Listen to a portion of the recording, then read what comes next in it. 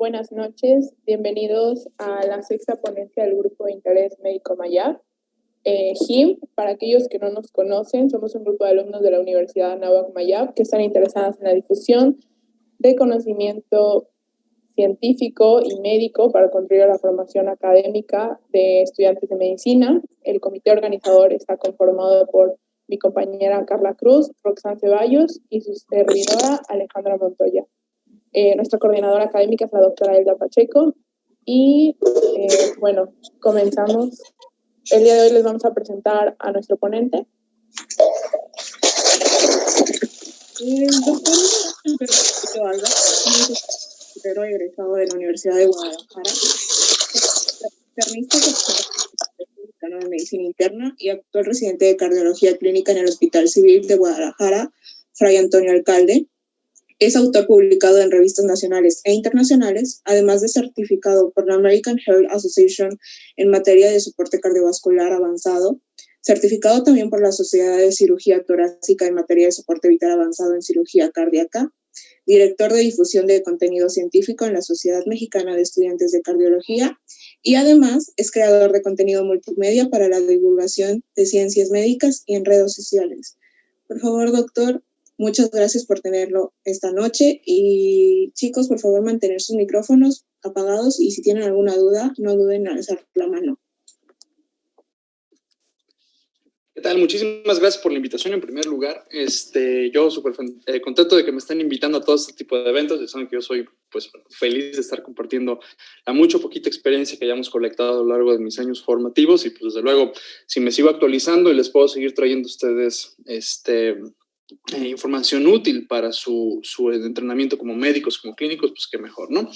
Esta noche me han invitado los organizadores del evento para compartir con ustedes una charla sobre insuficiencia cardíaca y vamos a tratar de ver la insuficiencia cardíaca en un espectro desde lo muy general hasta ciertas cositas muy particulares, porque tengo entendido de que nos están viendo estudiantes prácticamente de todos los semestres, entonces pues por mí pues, mucho mejor. Entonces vamos a empezar la charla, voy a compartir mi pantalla, espero ya se está viendo según yo, muy bien. Si alguno coordinador... perfecto, muy bien. Entonces, vamos a empezar a charlar sobre la insuficiencia cardíaca. De entrada, cuando nosotros hablamos de insuficiencia cardíaca, esto es algo con lo que siempre me gusta abrir, y a muchos ponentes cuando hablan de insuficiencia cardíaca también, y ahora los entiendo. Si nosotros agarráramos a 10 especialistas diferentes, no sé, unos internistas, unos urgenciólogos, pediatras, cardiólogos, etcétera, y les preguntáramos qué es insuficiencia cardíaca, de entrada nos van a dar a lo mejor 10 definiciones pues, bastante diferentes, pero que a lo mejor pudieran comulgar en algunos cuantos aspectos. Cuando nosotros tratamos de definir insuficiencia cardíaca y lo estamos enseñando a las próximas generaciones de médicos, tratamos de decantar ciertas concepciones que ya son muy anticuadas, como por ejemplo, ver insuficiencia cardíaca como una enfermedad. Más allá de ver la insuficiencia cardíaca como una enfermedad, yo les recomiendo verla como un síndrome clínico, que es muy importante que distingan la diferencia entre una y otra, porque así nosotros podemos entonces derivar más aprendizaje y derivar más formas de abordar un paciente con insuficiencia cardíaca. Cada vez que me escuchen decir abordar, si no les queda muy claro lo que es ese contexto, para los que van en semestres más abajo, abordar, hagan de cuenta que es un sinónimo de estudiar. Entonces yo les digo que voy a abordar a un paciente con insuficiencia cardíaca, me refiero a que voy a estudiarlo, le voy a hacer exámenes, lo voy a interrogar, lo voy a explorar, con el fin de saber si sí tienes insuficiencia cardíaca y cuál fue la causa de la insuficiencia cardíaca. Volviendo entonces con esta definición y dejando claro que nos gusta verla como un síndrome clínico, insuficiencia cardíaca incluiría en estas definiciones de los diferentes especialistas que interroguemos en dado momento, a lo mejor por ahí una frasecita que dijera algo así como que es un síndrome clínico que se manifiesta a partir de una disfunción o de una alteración estructural del corazón, o sea, un compromiso de la configuración anatómica o de la función. Y recuerden que el corazón habitualmente lo vemos como que es una bola de carne que se contrae y se relaja, pero ya en forma más contemporánea el corazón tiene funciones endocrinas, el corazón tiene funciones a lo mejor no muy bien destacadas en el control del pH del organismo, no se diga de la tensión arterial. Entonces no es nada más cosa de ver el corazón como una bomba, ¿no? Que necesita estar llena de agua para estar funcionando. Tiene más componentes electromecánicos más allá de lo que nosotros pudiéramos de forma convencional describir. Y si hablamos de insuficiencia cardíaca y consideramos eso, que son signos y síntomas que se presentan a partir o de que la anatomía cardíaca se disponga incorrectamente de alguna forma o que la función fracase, tenemos que entender que puede ser o que el corazón no se esté contrayendo bien para mandar sangre al resto del cuerpo, pero también muy importante, que no se esté relajando de una forma correcta. A lo largo de los años hemos tenido un montón de definiciones, un montón de clasificaciones, un montón de acotaciones en lo que consideraríamos como que lo más reciente en cardiología para definir insuficiencia cardíaca, pero créanme, esto va para largo, va a ir cambiando y cambiando y cambiando y se los voy a demostrar a lo largo de la charla. Cuando entonces ya nosotros tenemos más o menos contextualizado el qué es, hay que hablar de las causas de la insuficiencia cardíaca, y la insuficiencia cardíaca realmente está al centro de la subespecialidad que estoy haciendo yo. ¿Por qué? Porque a pesar de que el cardiólogo y la cardióloga se encargan como tal de ver, sí, infartados, cuidar al paciente con una cirugía cardíaca, arritmias, a lo mejor una que otra valvulopatía, etcétera, etcétera, si nosotros pusiéramos al centro la insuficiencia cardíaca y hiciéramos un mapa conceptual y sacáramos flechitas, pues prácticamente podemos ver que un infarto te causa insuficiencia cardíaca. Todas las valvulopatías en sus diferentes grados terminan causando insuficiencia cardíaca. La hipertensión arterial tarde o temprano termina causando insuficiencia cardíaca. Una arritmia, si es muy aguda y muy agresiva, puede causar insuficiencia cardíaca. Si tenemos una alteración o una enfermedad del pericardio, como una pericarditis constrictiva, como un derrame pericárdico horrendo que causa el famoso tamponad cardíaco, termina en insuficiencia cardíaca. Entonces, las principales áreas de estudio de la cardiología terminan a final de cuentas en insuficiencia cardíaca. Por eso es bien importante entender desde lo básico, dígase anatomía y fisiología, hasta lo más complejo, como el abordaje y el tratamiento que le podemos ofrecer a un paciente dependiendo del tipo de insuficiencia cardíaca que tenga. Y hablando del tipo de insuficiencia cardíaca, la clasificación. Hablar de la clasificación de la insuficiencia cardíaca, como les comentaba hace ratito, es hablar de la mismísima historia de la insuficiencia cardíaca, porque a lo largo de las últimas 2 décadas, esa clasificación que probablemente a ustedes todavía les tocó en sus años de formación ahí en la Facultad de Medicina, se la siguieron todavía manejando como que tienes insuficiencia cardíaca derecha e insuficiencia cardíaca izquierda, insuficiencia cardíaca sistólica e insuficiencia cardíaca diastólica, insuficiencia cardíaca aguda e insuficiencia cardíaca crónica, insuficiencia cardíaca bla y bla. O sea, hay muchas maneras a final de cuentas de poder compartamentalizar la manera en la que se presenta la insuficiencia cardíaca y desde luego la forma en la que se va manifestando más adelante la insuficiencia cardíaca. Sin embargo, de forma más contemporánea y como para ya no estar revolviéndonos entre especialidades y manejos y bla, bla, bla, ahora se ha decidido simplificar la cosa. Y como dicen a final de cuentas en las bellas artes, la forma más elegante de manifestar una cuestión artística es a través de la simplitud. Y en insuficiencia cardíaca, la última clasificación que procuramos hacerla como que la más patente es simplemente clasificar a tu paciente si el síndrome clínico de insuficiencia cardíaca está derivado de un corazón que tenga una fracción de expulsión conservada, es decir, arriba del 50%, no te preocupes, este número lo vamos a reciclar más al ratito, o el paciente que tiene insuficiencia cardíaca con fracción de expulsión reducida, el que tenga menos de 40%. Pero si pusiste atención a esos números, mayor de 50 y menor de 40, tenemos una línea gris que sería lo que está entre el 50 y el 40. Esos pacientes pueden tener insuficiencia cardíaca, ojo, con fracción de expulsión intermedia o rango medio, que sería el tercero en discordia, del que vamos a hablar también más adelante. Entonces, esa es la forma actual en la que nos gusta clasificar de una forma convencional, insisto, en insuficiencia cardíaca. No significa que porque yo tenga un paciente con insuficiencia cardíaca y la está tolerando muy bien, un día, no sé, hace alguna infección y se agudiza la insuficiencia cardíaca. Es válido entonces también decir insuficiencia cardíaca crónica o compensada e insuficiencia cardíaca agudizada, la que puede hacer que tu paciente pierda la vida en cuestión de horas si no se diagnostica de forma correcta y desde luego si no se trata. Y justamente hablando del diagnóstico, cuando nosotros hablamos de diagnóstico para prácticamente cualquier enfermedad, existe este viejo adagio, y vaya que es muy viejo, que a lo mejor todavía les tocó a ustedes que se los dijeran en sus primeros semestres, en donde nos dicen que la exploración física y la historia clínica, el interrogatorio que le hace tu paciente, o anamnesis, como es el término correcto para referirnos, te dicen por ahí que con eso es más que suficiente para que hagas el 90% del diagnóstico y que listo, te das como una doctora o un médico heroico. Esa desafortunadamente es una falacia que a mí también me alimentaron. Espero que ya no les sigan replicando todavía este adagio a ustedes, porque realmente ya no tiene tanta razón de ser. Ojo, no les estoy diciendo que no sea importante explorar e interrogar a tu paciente, no, por supuesto que no. De hecho, yo considero que explorar e interrogar al paciente es la base del diagnóstico, pero ciertamente, y menos en insuficiencia cardíaca, correspondería a que hagas el diagnóstico completo, porque imagínate nada más, si yo hablo de diagnóstico y hablara de cuestiones clínicas de insuficiencia cardíaca, si hablamos, por darte un ejemplo, el paciente que ya tiene insuficiencia cardíaca con fracción de expulsión baja o deteriorada, el síntoma cardinal de este tipo de pacientes es la disnea.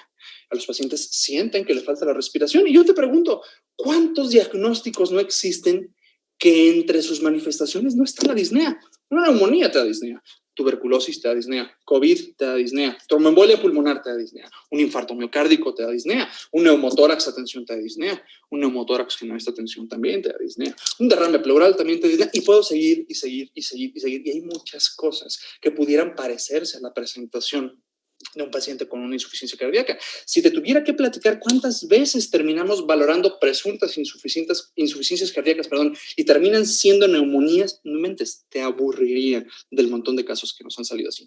Entonces, como no podemos confiar en una exploración y en un interrogatorio para sacar el 100% del diagnóstico, necesitamos nosotros recurrir a exámenes complementarios, a técnicas que pudieran hasta cierto punto ser novedosas, otras no tanto, pero que nos permiten estudiar al paciente de una forma tal con la que nosotros podemos refinar a final de cuentas nuestro diagnóstico y dejar de andar en el ¿será insuficiencia cardíaca? ¿O será acaso neumonía? ¿O será acaso, no sé, una tromboembolia pulmonar o cualquier otra de las cosas que enlisté, ¿no? Entonces, el diagnóstico de insuficiencia cardíaca habitualmente lo podemos hacer con los famosos criterios de Framingham. Muchas veces en mis redes sociales me preguntan eso, oye, doctor, ¿usan todavía los criterios de Framingham? Claro, a final de cuentas eso es lo que nos permite integrar el compartimento clínico de la manera en la que encajonas una insuficiencia cardíaca. Pero también nosotros, cuando queremos hacer el diagnóstico de insuficiencia cardíaca, pedimos un ecocardiograma que es valiosísimo. No puedes tener un paciente al que le sospeches insuficiencia cardíaca sin hacerle un ecocardiograma, porque para nuestra buena suerte, el ecocardiograma es una técnica muy rápida, bastante accesible y ya no es nada costosa para poder tú determinar cuánto tiene tu paciente de fracción de expulsión. Haces unas cuantas mediciones, al ratito les voy a enseñar la manera en la que hacemos el cálculo, es muy simple para obtener la fracción de expulsión, pero en el ecocardiograma, el software que tienen ya estos equipos ultra portátiles, y cuando digo ultra portátil, imagínate que es un aparato más o menos del tamaño de la palma de mi mano, que con un cablecito literal lo conectas a tu celular o a tu tableta y listo, lo puedes traer como si fuera tu estetoscopio. Ya en el futuro ya vamos a jubilar nuestros estetoscopios y ya no vamos a tener que estar auscultando corazoncitos. Ahora vamos a tener equipos que cada vez van haciéndose más baratos para poder estar haciendo algo que se llama ecocardioscopia. Y esa técnica ecocardioscopia ya se está aplicando en escuelas, en muchas escuelas de medicina del mundo. Ya me ha tocado ver en 2 de México que ya en sus módulos de propedéutica y semiología ya les están enseñando a explorar pacientes con ultrasonidos, no nada más de corazón, sino también pulmonares, ultrasonidos abdominales, que a final de cuentas complementa la manera en la que exploramos al paciente. De ahí que se introduce ahora el término exploración física expandida. Muy bien. Entonces, el diagnóstico lo podemos hacer también por medio del eco o complementarlo más bien por medio de eco y le podemos pedir algunos biomarcadores. Fíjense qué cosa tan más padre. Con el advenimiento de las nuevas técnicas moleculares, nosotros hemos sido capaces de detectar para muchas enfermedades algunas moléculas que el cuerpo enfermo empieza a secretar al torrente sanguíneo, como, no sé, algunos marcadores de ciertos tumores, como el CA119, como a lo mejor, no sé, el antígeno carcinoembrionario, la procalcitonina, etcétera, etcétera, etcétera. En el caso de la insuficiencia cardíaca, a manera de mecanismo de defensa, y más adelante, cuando hablemos de fisiopatología, hablaremos de una cosa que se llama BNP, péptido natriurético cerebral se descubre en el cerebro, pero lo secreta bastante el corazón, particularmente el ventrículo cuando ya está muy estresado, secreta esas moléculas ahí al cuerpo a manera de mecanismo de defensa, más adelante lo describiré, pero nosotros podemos detectar esa concentración en la sangre y a mayor cifra detectada del BNP, el péptido natriurético cerebral, o el mejor aún NT, ProBNP, es la fracción terminal del BNP, podemos nosotros incrementar la probabilidad diagnóstica de que tu paciente con disnea en ese momento tenga insuficiencia cardíaca. Una radiografía de tórax no estará de mal, si no le puedes hacer a tu paciente un eco o algún otro tipo de cosas, en donde generalmente podemos ver nosotros derrames pleurales, podemos ver mucha congestión en el parénquima pulmonar. Más adelante explicaré la diferencia entre edema pulmonar y derrame pleural, no se preocupen, pero desde luego podemos ver cardiomegalia, aumento de la silueta cardíaca que nos orienta a pensar que ese corazoncito que a lo mejor en algún momento estuvo del tamaño del puño de tu paciente, ahora se ha deformado lo suficiente para cumplir esta definición de alteración estructural, y eso implicará también el desarrollo de más sintomatología. Muy bien. Vamos a hablar un poquito, para poderme dar a entender más adelante, voy a necesitar que tengamos por lo menos este par de términos bien identificados. Y yo sé que a veces en nuestras clases de fisio o de fisiopatología no nos dejan este tipo de términos como que también explicados, no porque el maestro o al compañero que ese día le tocó darte la clase haya leído mal, sino porque a veces lo revolvemos con todo el montón de cosas que tenemos que estar viendo en la fisiología cardíaca y particularmente en la fisiopatología del sistema cardiovascular. Fíjense, hablar de precarga y poscarga es hablar de al menos dos determinantes del gasto cardíaco. El gasto cardíaco, imagínense que es la cantidad de sangre que va a estar saliendo a través de su aorta en un minuto. Van a salir entre 4.8 y 5.2 litros de sangre en cada minuto a través de su aorta, directo para perfundir toda su economía corporal, y más adelante va a regresar todo eso a la mitad derecha del corazón para que se vuelva a ciclar en los pulmones, gane oxígeno nuevamente y se repita todo el ciclo. Básicamente así funcionamos hasta que algo de esto deja de charchar bien, se para el corazón y alguien muere, ¿no? A menos de que apliquen maniobras, eso ya es otra cosa. Pero bueno, hablar entonces de los determinantes del gasto cardíaco, les decía yo, es precarga, es poscarga y también es la contractilidad que tenga ese corazón. No todos los corazones se contraen de una forma igual. Un corazón sano versus un corazón deteriorado no van a tener la misma facultad para generar un gasto cardíaco adecuado, y de ahí se pueden derivar algunos cuantos síntomas, particularmente algunos muy peligrosos. En fin, regreso entonces. Hablar nosotros de precarga, que es lo que yo estoy poniendo en rojo en este dibujito que les hice, es estar hablando de un volumen establecido de líquido, estaríamos hablando en este caso de sangre, vaya, que tienes tú en una cavidad. Puede ser la precarga de la aurícula, puede ser la precarga del ventrículo, puede ser como en las cavidades izquierdas, como en las cavidades derechas, no importa. El punto es que tengas un volumen, X cantidad de mililitros de sangre en una cavidad antes de ser eyectada. Vamos a ver más adelante que uno de los grandes problemas que tiene un paciente con insuficiencia cardíaca es que no puede manejar bien su precarga y tenemos que ofrecerle medicamentos que reduzcan la precarga. Entonces, eso quiero que se lo queden bien claro. Es un volumen que tiene tu corazoncito, X cámara, la que tú gustes, antes de que salga, ¿de acuerdo? Muy bien. Poscarga, por otro lado, no es tanto un volumen. Poscarga es hablar de una resistencia que tiene que vencer tu corazón para poder movilizar esa sangre. El clásico ejemplo que ponemos siempre es la poscarga que tiene que vencer la válvula aórtica, que estaría más o menos a esta altura, no la dibujé, para poder eyectar la sangre una vez que se contrae el ventrículo izquierdo a través de la aorta. Por eso, poscarga lo puse aquí en la aorta. Si nosotros tenemos, por ejemplo, un paciente con una estenosis aórtica, imagínate, estamos a nivel de la válvula aórtica, que tiene que tener poco más de 1,5 centímetros de apertura para que esté funcionando perfectamente bien.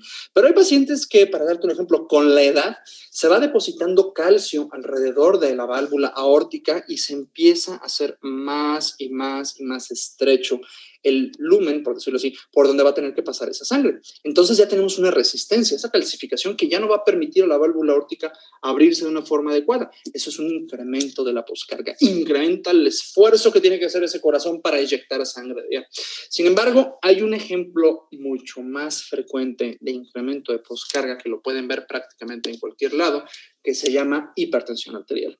Cuando hablo de insuficiencia cardíaca a mis compañeros en el pregrado, a mis internos o incluso a mis residentes de menor jerarquía, siempre me gusta dar el ejemplo de la hipertensión porque podemos partir, en primer lugar, de un ejemplo bastante identificable y desafortunadamente de un ejemplo bien frecuente.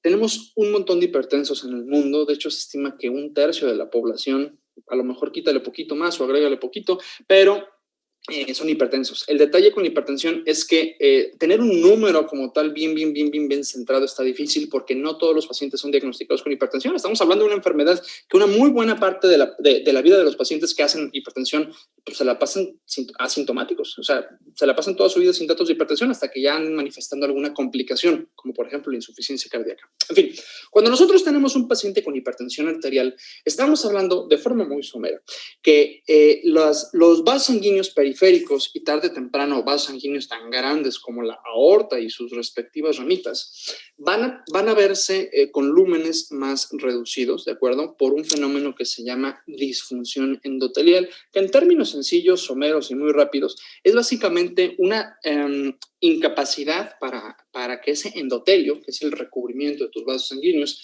responda al óxido nítrico, que es un potente vasodilatador que secretamos dependiendo de nuestra situación fisiológica, y que también que la produzca. O sea, no es nada más que no responda al óxido nítrico, sino que también ciertas células del endotelio que están encargadas de producir óxido nítrico dejan de hacerlo, y por eso, a final de cuentas, en vez de que tengas vasos sanguíneos relativamente amplios y complacientes, se hacen más estrechos, y eso incrementa la poscarga. ¿Por qué? Pues porque tienes un corazón que tiene que empujar sangre contra un sistema circulatorio que está cada vez más apretadito, entonces le cuesta un poquito. Por eso incrementa la poscarga. Ahora, cuando tenemos nosotros este fenómeno en donde la poscarga se ve incrementada, nosotros podemos traspolar el clásico ejemplo del fisicoculturista. El fisicoculturista va a estar entrenando sus músculos a partir de estarlos sometiendo a una carga de trabajo más importante, más vigorosa, desde luego, y a lo largo de mucho tiempo. El corazón, que al final de cuentas su tejido, una parte de su tejido, pues lo podemos clasificar como músculo, similar al estriado, pero no propiamente músculo estriado. Por eso en sus clases de histología o de microbiología les enseñan que los 3 tipos de músculo principal sería el estriado, el liso y el cardíaco. Le dan su compartimento aparte, el músculo cardíaco. Pero al final de cuentas no deja de ser un músculo. Si ese músculo está trabajando a lo largo de mucho tiempo para movilizar sangre, pero con una resistencia importante, es decir, con una poscarga importante, las paredes del ventrículo, particularmente el ventrículo izquierdo, que a final de cuentas es el que va a mandar la sangre a tu aorta y de la aorta al resto del cuerpo, se va a empezar a hipertrofiar, como lo que tengo yo aquí en el corazoncito ya con el contorno pintado de color rojo. Vamos a ver que empieza a incrementar la masa ventricular, si le decimos, y si se fijan ustedes, el espacio, el ventrículo como tal, que es una cavidad, de hecho ventrículo eso significa pequeña cavidad, este espacio se reduce. Si ustedes lo comparan con que sería un corazoncito normal, versus en donde ya tengo la pared más gordita y un espacio más reducido, bueno, pues entonces empezamos nosotros a tener ya esos famosos cambios en la estructura. Y ustedes pudieran decir, oye doctor, entonces desde ya el paciente empieza a tener insuficiencia cardíaca. Sí, pero no. Aquí el problema va a ser que el corazón va a estar un poquito más gordito y va a empezar a tener problemas para llenarse. No nada más porque le va a caber menos por ese espacio que ya está ocupado ahora por más tejido hipertrófico, sino porque todas esas células que ahora están más gorditas y más hipertróficas y chocando una con otra, van a tener menos espacio para poderse relajar, para poderse expandir, para poder hacer un movimiento que nosotros conocemos como diástole, ¿de acuerdo? Entonces, estos pacientes con hipertensión empiezan primero a mostrar insuficiencia cardíaca diastólica, lo que sería lo mismo que decir insuficiencia cardíaca con fracción de expulsión conservada. Muchos pacientes así empiezan. El detalle es que aquí no hay mucha sintomatología que pueda guiar al paciente a acudir con un doctor, acudir con una doctora para que puedan tener un abordaje inicial. Por eso siempre, siempre, siempre, mis niños, lo más importante de ser médicos no es curar al enfermo. Lo más importante es prevenir que el paciente se enferme en primer lugar. A esto le llamamos prevención, ya ni siquiera le decimos prevención primaria, le decimos prevención primordial. Evitar que el paciente haga factores de riesgo para que más adelante tenga la enfermedad manifiesta. Entonces, las nuevas generaciones de médicos, ustedes identifíquense como ellos justamente, deberán de tener ahora entre su cartera de actividades prevenir sobre todas las cosas las enfermedades de mayor impacto. Y justamente la enfermedad cardiovascular es un titán en cuanto a muertes en el mundo, ¿de acuerdo? Entonces, esta es la idea, que ustedes detecten al paciente hipertenso para que eviten que llegue a este, ojo con la palabra, remodelado cardíaco, ¿de acuerdo? Ese remodelado significa que las paredes o el corazón como tal cambia su configuración, ojo, primero para adaptarse. Y esto es donde justamente entra la famosa ley de Frank Starling. La famosa ley de Frank Starling para mí es un pivote si estoy hablando de insuficiencia cardíaca, porque me permite explicar muchas cosas, no nada más la fisiología, no nada más la fisiopatología, sino más adelante justificarles el tratamiento. La ley de Frank Starling yo siempre la he considerado como la ley, entre comillas, más romántica que existe en la medicina. Si lo ven ustedes de una forma muy apegada al texto, van a ver que la ley de Frank Starling te dice que, bueno, a mayor fuerza de contracción tenga tu corazoncito, vas a expulsar un volumen acorde a esa fuerza de contracción. Pero si lo quieren ver de una forma romántica, yo les digo a mis niños, ¿saben qué? La ley de Frank Starling es básicamente una ley en donde el corazón no da lo que no recibe, ¿de acuerdo? Entonces, véanlo así. Yo necesito tener un corazón que se contraiga muy bien para poder mandar un muy buen volumen de sangre y que el cuerpo se esté manteniendo perfectamente bien. No todo circula alrededor del corazón y los vasos sanguíneos. Tenemos más procesos metabólicos. El hígado es una máquina que está trabajando prácticamente todo el día para que estés perfectamente bien. El encéfalo, aunque estemos dormidos, consume un montón de sangre. O sea, a final de cuentas, la idea es que mantengas la homeostasis y el corazón es de los capos, vaya, para poder mantener eso. Volviendo con esto, el gráfico que ustedes tienen es uno que seguramente ya han visto en sus libros de fisiología, en sus libros de fisiopato, si ya llevaron medicina interna, cardiología y están viendo insuficiencia cardíaca, hay un montón de variedades de este grafiquito, pero lo quiero explicar porque es bien interesante que consideren una cosa. Ustedes aquí en el eje vertical van a poder ver cómo se comporta el gasto cardíaco. Acuérdense, es la cantidad de sangre que sale a través de su aorta en un minuto. Pero para fines de explicar el gasto, la ley de Frank Starling, esto también puede ser el retorno venoso, porque al final, les decía yo, no puedes sacar sangre de ese corazón si no le está llegando sangre. Le llega sangre a la mitad derecha del corazón y la va a sacar a través de la mitad izquierda al resto del cuerpo. Por eso les digo, el corazón no da lo que no recibe. Muy romántica la ley de Frank Starling. Pero la ley de Frank Starling, que originalmente le llamábamos mecanismo compensador de Frank Starling, nos explica perfectamente ¿por qué se tiene que hipertrofiar ese corazón? Si nosotros empezáramos a tener problemas porque tenemos una poscarga muy importante en el hipertenso o en el paciente que tiene estenosis aórtica, si ustedes quieren, una poscarga que se nos está oponiendo y es muy importante, si el corazón no se hipertrofiara, si se mantuviera de las dimensiones normales, entonces no podríamos vencer esa fuerza y ni modo, ahora tendríamos ya mucha sintomatología. Entonces, a lo largo de los distintos periodos de vida que pueda tener un paciente, el fenómeno de mantenerse asintomáticos va a perdurar por años. Esto puede ser años, ¿de acuerdo? Muy bien. Fíjense bien. Esta curvita, les decía yo, el eje vertical nos va a hablar de cómo se comporta el gasto cardíaco, ¿de acuerdo? Si yo tengo una línea que está por aquí, significa que va a estar bajito el gasto cardíaco. Si la tengo como por acá, va a estar alto el gasto cardíaco. Eje vertical. Y en el eje horizontal, yo voy a tener el volumen, ojo, telediastólico. Yo sé que estas palabras a veces los confunden o les da flojera porque telediastólico, ¿qué es eso? Si ven la palabra tele, significa lejos, significa al final, en este caso, de la diástole. Ya cuando terminó de relajarse el corazón, ¿cuánto volumen hay ahí? Si yo dijera telesistólico, entonces, ¿cuánto volumen le quedó al final de que se contrajo? ¿De acuerdo? Entonces, yo necesito mantener siempre la relación, vaya, entre un volumen telediastólico, que para fines prácticos, ya si quieren elevar esto un poquito más, es un subrogado de la presión del atrio derecho, pero ahorita ignoren esto, nada más concéntrense en el volumen telediastólico, ¿de acuerdo? Entonces, si yo tengo un ventrículo que se está llenando muchísimo, necesito yo la fuerza suficiente de ese corazón, vámonos, para sacar, si no toda la sangre, la mayoría, ¿de acuerdo? De ahí viene lo de fracción de expulsión, ahorita vamos para allá.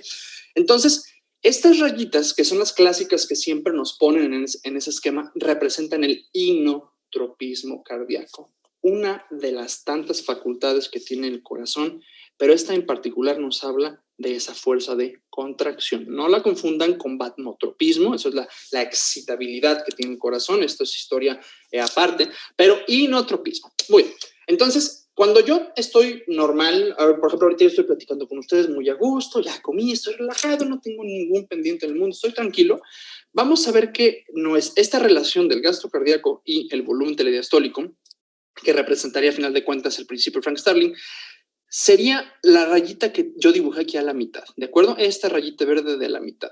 Entonces, fíjense bien, nosotros tenemos un gasto cardíaco que se va a estar adecuando a que mi ventrículo se llene más o menos como por aquí así. Este es el volumen telediastólico de cuando estoy en reposo, ¿de acuerdo? Entonces, ok, se llenó aquí, ¿sabes? Me contraigo, sale volumen, me contraigo, sale volumen, me contraigo, sale volumen. Fíjense algo, no es una relación exponencial la del gasto cardíaco cuando la comparo con el volumen telediastólico. O sea, si se fijan, la rayita se va elevando hasta que llega a un punto en donde hace una meseta, ¿de acuerdo? O sea, no va elevando. ¿Por qué? Porque nosotros tenemos un límite y es el límite que tiene la celulita muscular cardíaca para estirarse, ¿de acuerdo? Si mi célula muscular de forma normal nada más se estira hasta aquí cuando estoy en reposo, hasta aquí va a quedar y por eso hace una meseta, ¿de acuerdo? Ahora, ¿qué pasa si el paciente hace ejercicio? Si ahorita yo, por ejemplo, me quito todos estos atavios, me pongo mi ropa deportiva y me salgo a correr aquí alrededor del parquecito.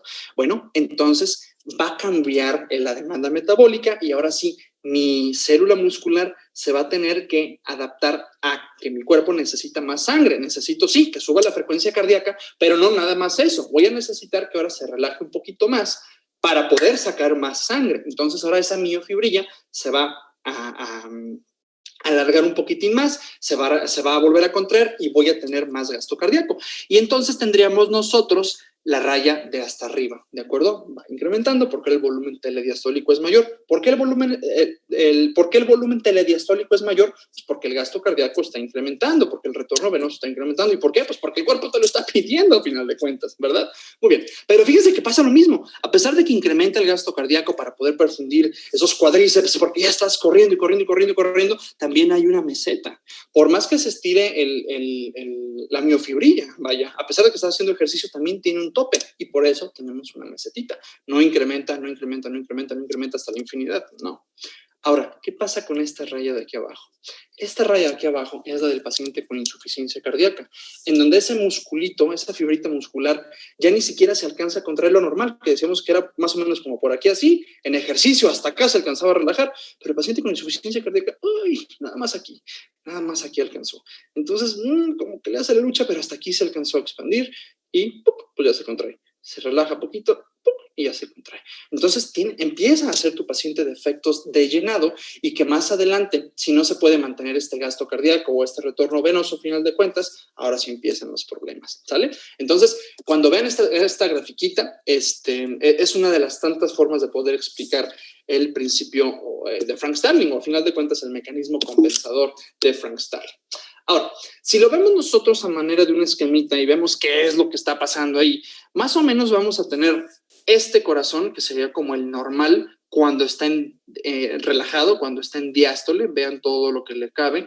Y si hiciéramos nosotros un corte histopatológico, aquí se los dibujé, pues veríamos que en este cubito de corazoncito que le tomé, no sé, de aquí, de este pedacito del ventrículo izquierdo, yo tengo las fibritas musculares bien bonitas, todo lo azulito sería el tejido conectivo que a final de cuentas deja todo ensamblado, Pero fíjense que entre las fibras musculares hay vasos sanguíneos. Las arterias coronarias, como su nombre lo dicen, pues, coronan al corazón. Les decimos también arterias epicárdicas porque están arriba del epicardio. Pero conforme se va penetrando esa vasculatura al espesor del ventrículo, del septo, de lo que ustedes quieran, se van haciendo más delgaditos y delgaditos y delgaditos y microscópicos esos vasos, de forma tal que se alcanzan a quedar entre los músculos. Ahora, esto que les estoy poniendo aquí es un corazón normal. Este que les decía es el corazón cuando está en diástole, ¿de acuerdo? Pero ¿qué pasa en la sístole? Cuando el corazón se contrae, esos vasitos sanguíneos se van a apachurrar, ¿de acuerdo? De forma tal que el sistema circulatorio intracardíaco, esa microcirculación cardíaca es muy dinámica. Entonces, fíjense bien qué cosas tan más bonitas les estoy platicando. A mí me encantó siempre cuando cavilaba bien esta parte. Cuando el corazón se contrae, cuando yo tengo entonces una sístole, lo que se está nutriendo es todo el cuerpo menos el corazón, porque en la sístole las fibras musculares propias del corazón aplastan a los vasos sanguíneos. Ven aquí, están aplastadas. A lo mejor pasa un poquitito de sangre, pero no es suficiente. Entonces, nosotros decimos, fíjense bien, que el corazón es el mejor anfitrión de todos. Si ustedes van a una fiesta muy formal y los recibe el anfitrión de su casa, pues seguramente les va a pedir sus abrigos, los va a poner ahí en un cuarto, una cosa por el estilo. Y cuando llegue la hora de la comida, el anfitrión les va a servir primero a ustedes de comer y hasta el final él se va a sentar a comer con ustedes. Lo mismo es el corazón. En la sístole, el corazón les da de comer a todos los demás órganos, a la piel, al encéfalo, al hígado, lo que ustedes quieran, a los riñones. Pero hasta la diástole es cuando la columna de sangre baja aquí en la aorta y empieza a darle de comer a las coronarias, ¿de acuerdo? Entonces, si les preguntan en su examen en qué tiempo del del ciclo cardíaco se nutre el corazón o recibe su irrigación, ustedes van a decir que en la diástole. Y así ocurre en la mayor parte del corazón. Hay por ahí una coronaria, la coronaria del lado derecho, sí se alcanza a llenar un poquitín más en la sístole, pero bueno, para fines prácticos decimos que el llenado coronario, la mayoría del llenado coronario es en la diástole, cuando ese corazón se relaja y volvemos a tener esto de acá, ¿de acuerdo? Y fíjense bien, el detalle es que cuando nosotros tenemos este paciente con insuficiencia cardíaca y empieza a hacer hipertrofia, empieza a hacer el remodelado del corazón, ya tenemos un paciente que tanto en la diástole como en la sístole va a mantener bien apretadas los vasos sanguíneos que están ahí entre las fibritas musculares. ¿Por qué se mantienen apretadas? Porque vean, ahora ya está gruesísimo este cotorreo. Ya están muy, muy, muy hipertróficas esas fibritas musculares y le estorban al corazón aún en la diástole. Imagínate en la sístole, cuando sí se tiene que contraer, pues prácticamente no llega nada de sangrita. Y básicamente sería esto que les estoy poniendo aquí. Este sería el vaso sanguíneo normal y justamente cuando se le ocurre a ese corazón hipertrofiarse por mucho tiempo, se restringe bastante, pero bastante ese aporte de sangre, de forma tal que ahora le llega menos sangrita a X pedacito de corazón. Y luego empieza a pasar esto que les puse aquí en el corazoncito amarillo. Hay ciertas zonas, obviamente las que dejen de recibir aporte de sangre adecuado, que se empiezan a morir. A lo largo de mucho tiempo, esto empieza a traducirse en isquemia. Acuérdate, isquemia es cuando la demanda metabólica que tiene X tejido, no sé, la pierna, el cerebro, el corazón, lo que tú quieras, no está siendo satisfecha por el aporte de sangre, ¿de acuerdo? Ese desbalance entre la demanda y la oferta no se cumple y se empieza a tornar isquémico ese pedacito de corazón. Ahora, cuando la isquemia dura mucho tiempo y a lo largo de años y años y años de estarse hipertrofiando y remodelando ese corazón, pues esos pedacitos de corazón se mueren y ya no van a estar latiendo. Y lo peor del caso, acuérdense, todo proceso inflamatorio o, a final de cuentas, todo proceso isquémico que termina en necrosis, tarde o temprano termina formando una cicatriz. Se hace tejido fibrótico, tejido que no se contrae, tejido que no conduce electricidad, por cierto, una cosa muy interesante, y se empiezan a formar estas cicatrices en el corazón. Y ahora el problema es que ese corazón, que va a estar con bastante estrés, va a empezar a ver su cavidad izquierda, en este caso estamos hablando del ventrículo izquierdo, muy comprometida, porque si el paciente es hipertenso, A esa hipertensión no le va a importar que ahora ya no tenga tregua este ventrículo izquierdo, ya hay pedazos que se están muriendo y que no pueden latir bien. Ahora ya ese mecanismo compensatorio de Frank Starling ya no va a ser suficiente porque ya no tiene suficientes células que se sigan hipertrofiando, simplemente se están muriendo, están haciendo cicatrices, se está haciendo tejido fibrótico, todo feo, que no puede permitir un latido cardíaco adecuado.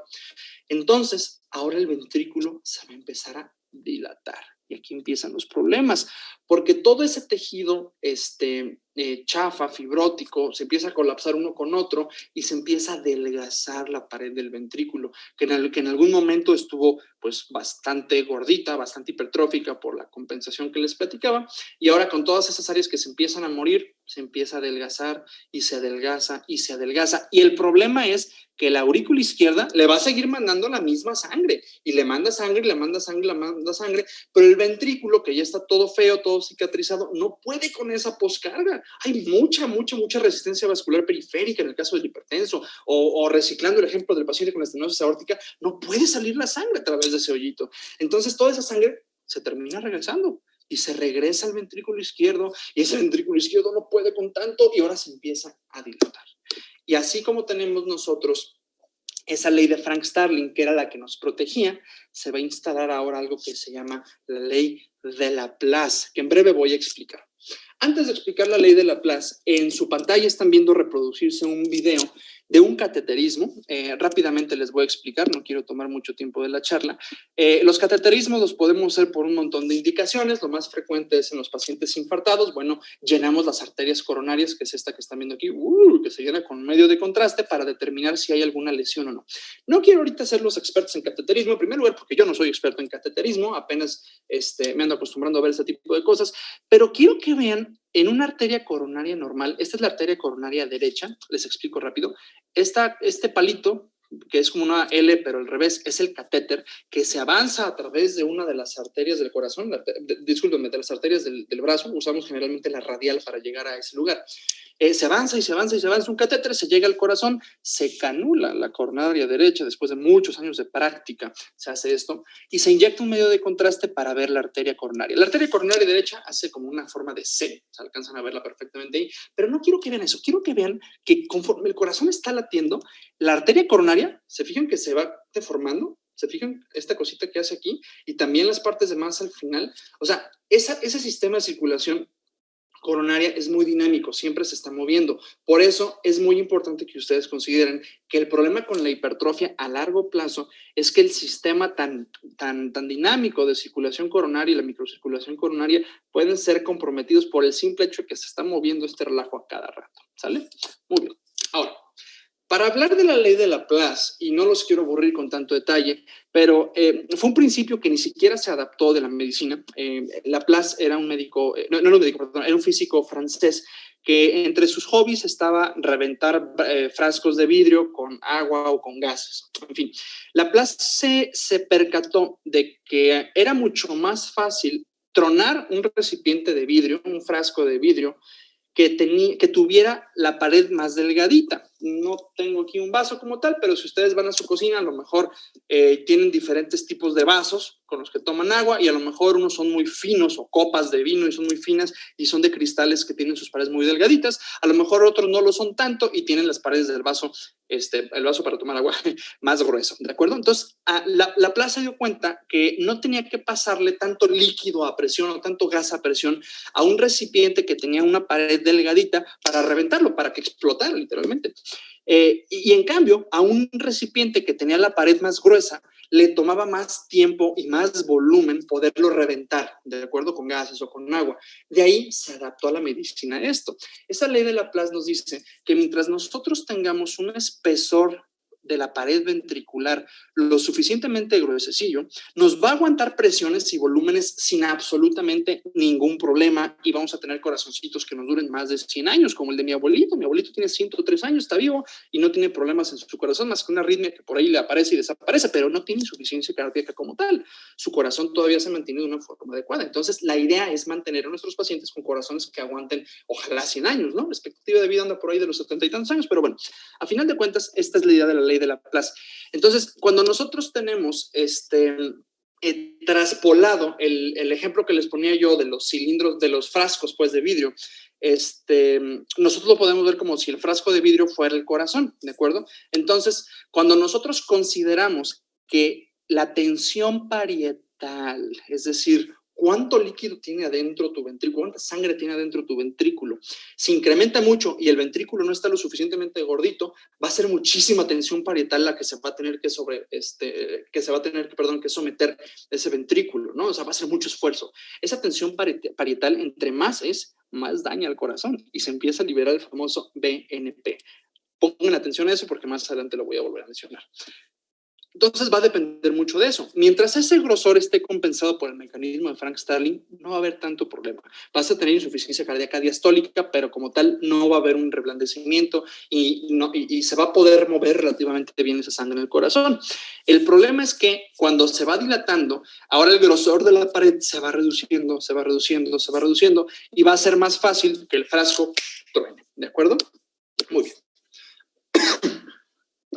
Vamos a hablar ahora, ya que tenemos estos conceptos fisiopatológicos básicos, vamos a hablar de la famosa fracción de expulsión para ahora sí poder hacer una alegoría muy, muy interesante que me gusta usar para explicarles algo de la insuficiencia cardíaca y cómo la tratamos, ¿sale? Bueno, la fracción de expulsión muchos la confunden con gasto cardíaco y muchos lo confunden también con volumen sistólico, volumen latido o stroke volume, que esas tres cosas que dije es exactamente lo mismo. Ojo. Nosotros sabemos que al corazón le está llegando sangre prácticamente cada segundo y no nada más le llega al ventrículo izquierdo, le llega a la aurícula izquierda, le llega a la aurícula derecha, le llega al ventrículo derecho, le llega a todos lados, ¿de acuerdo? Siempre está lleno. La cosa es que tanto el ventrículo derecho como el ventrículo izquierdo, cuando se contraen, la sangre que está aquí no es eyectada al 100%. Es ridículo tener una fracción de expulsión del 100%. Siempre se va a quedar un pequeño charquito de sangre ahí en el ventrículo y nosotros hacemos un cálculo que generalmente lo hacemos por medio de ecocardiograma o ecocardioscopia. Esta última es la que les digo que ahora ya se empieza a acoplar más a los estudiantes de medicina y a mí siempre me da muchísimo gusto. Pero que nos hace alusión justamente a saber cuánta sangre se quedó dentro en el corazón, en el ventrículo, y cuánta sangre fue eyectada a través de la aorta.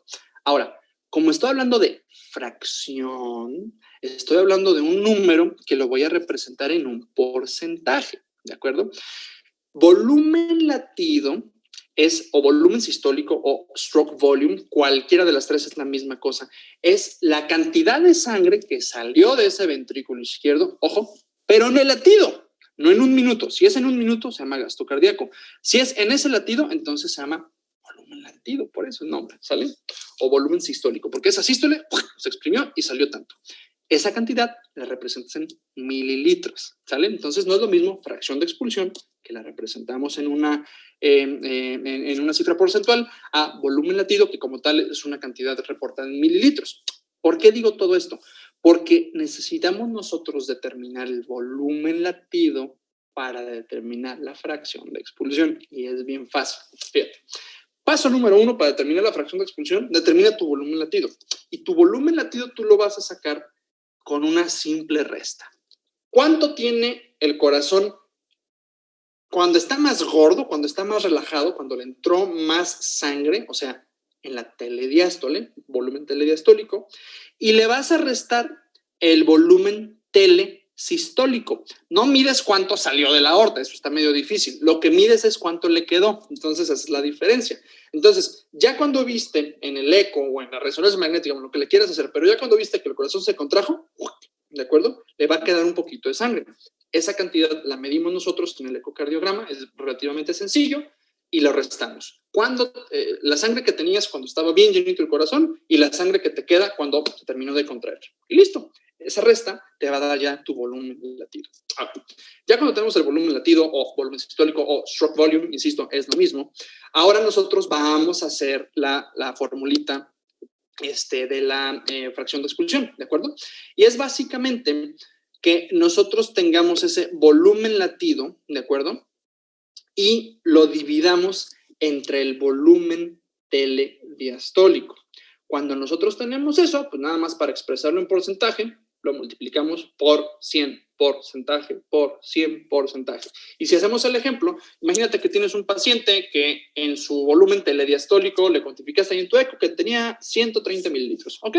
Y cuando se terminó de contraer, nada más le quedaron 50 mililitros. 130 menos 50 son 80 mililitros, ¿de acuerdo? Muy bien. Entonces, tu volumen latido son 80 mililitros. Y la fórmula de la fracción de expulsión es tu volumen latido entre volumen telediastólico por 100. Entonces, el volumen latido decíamos que era 80 mililitros, ¡pum!, lo ponemos aquí.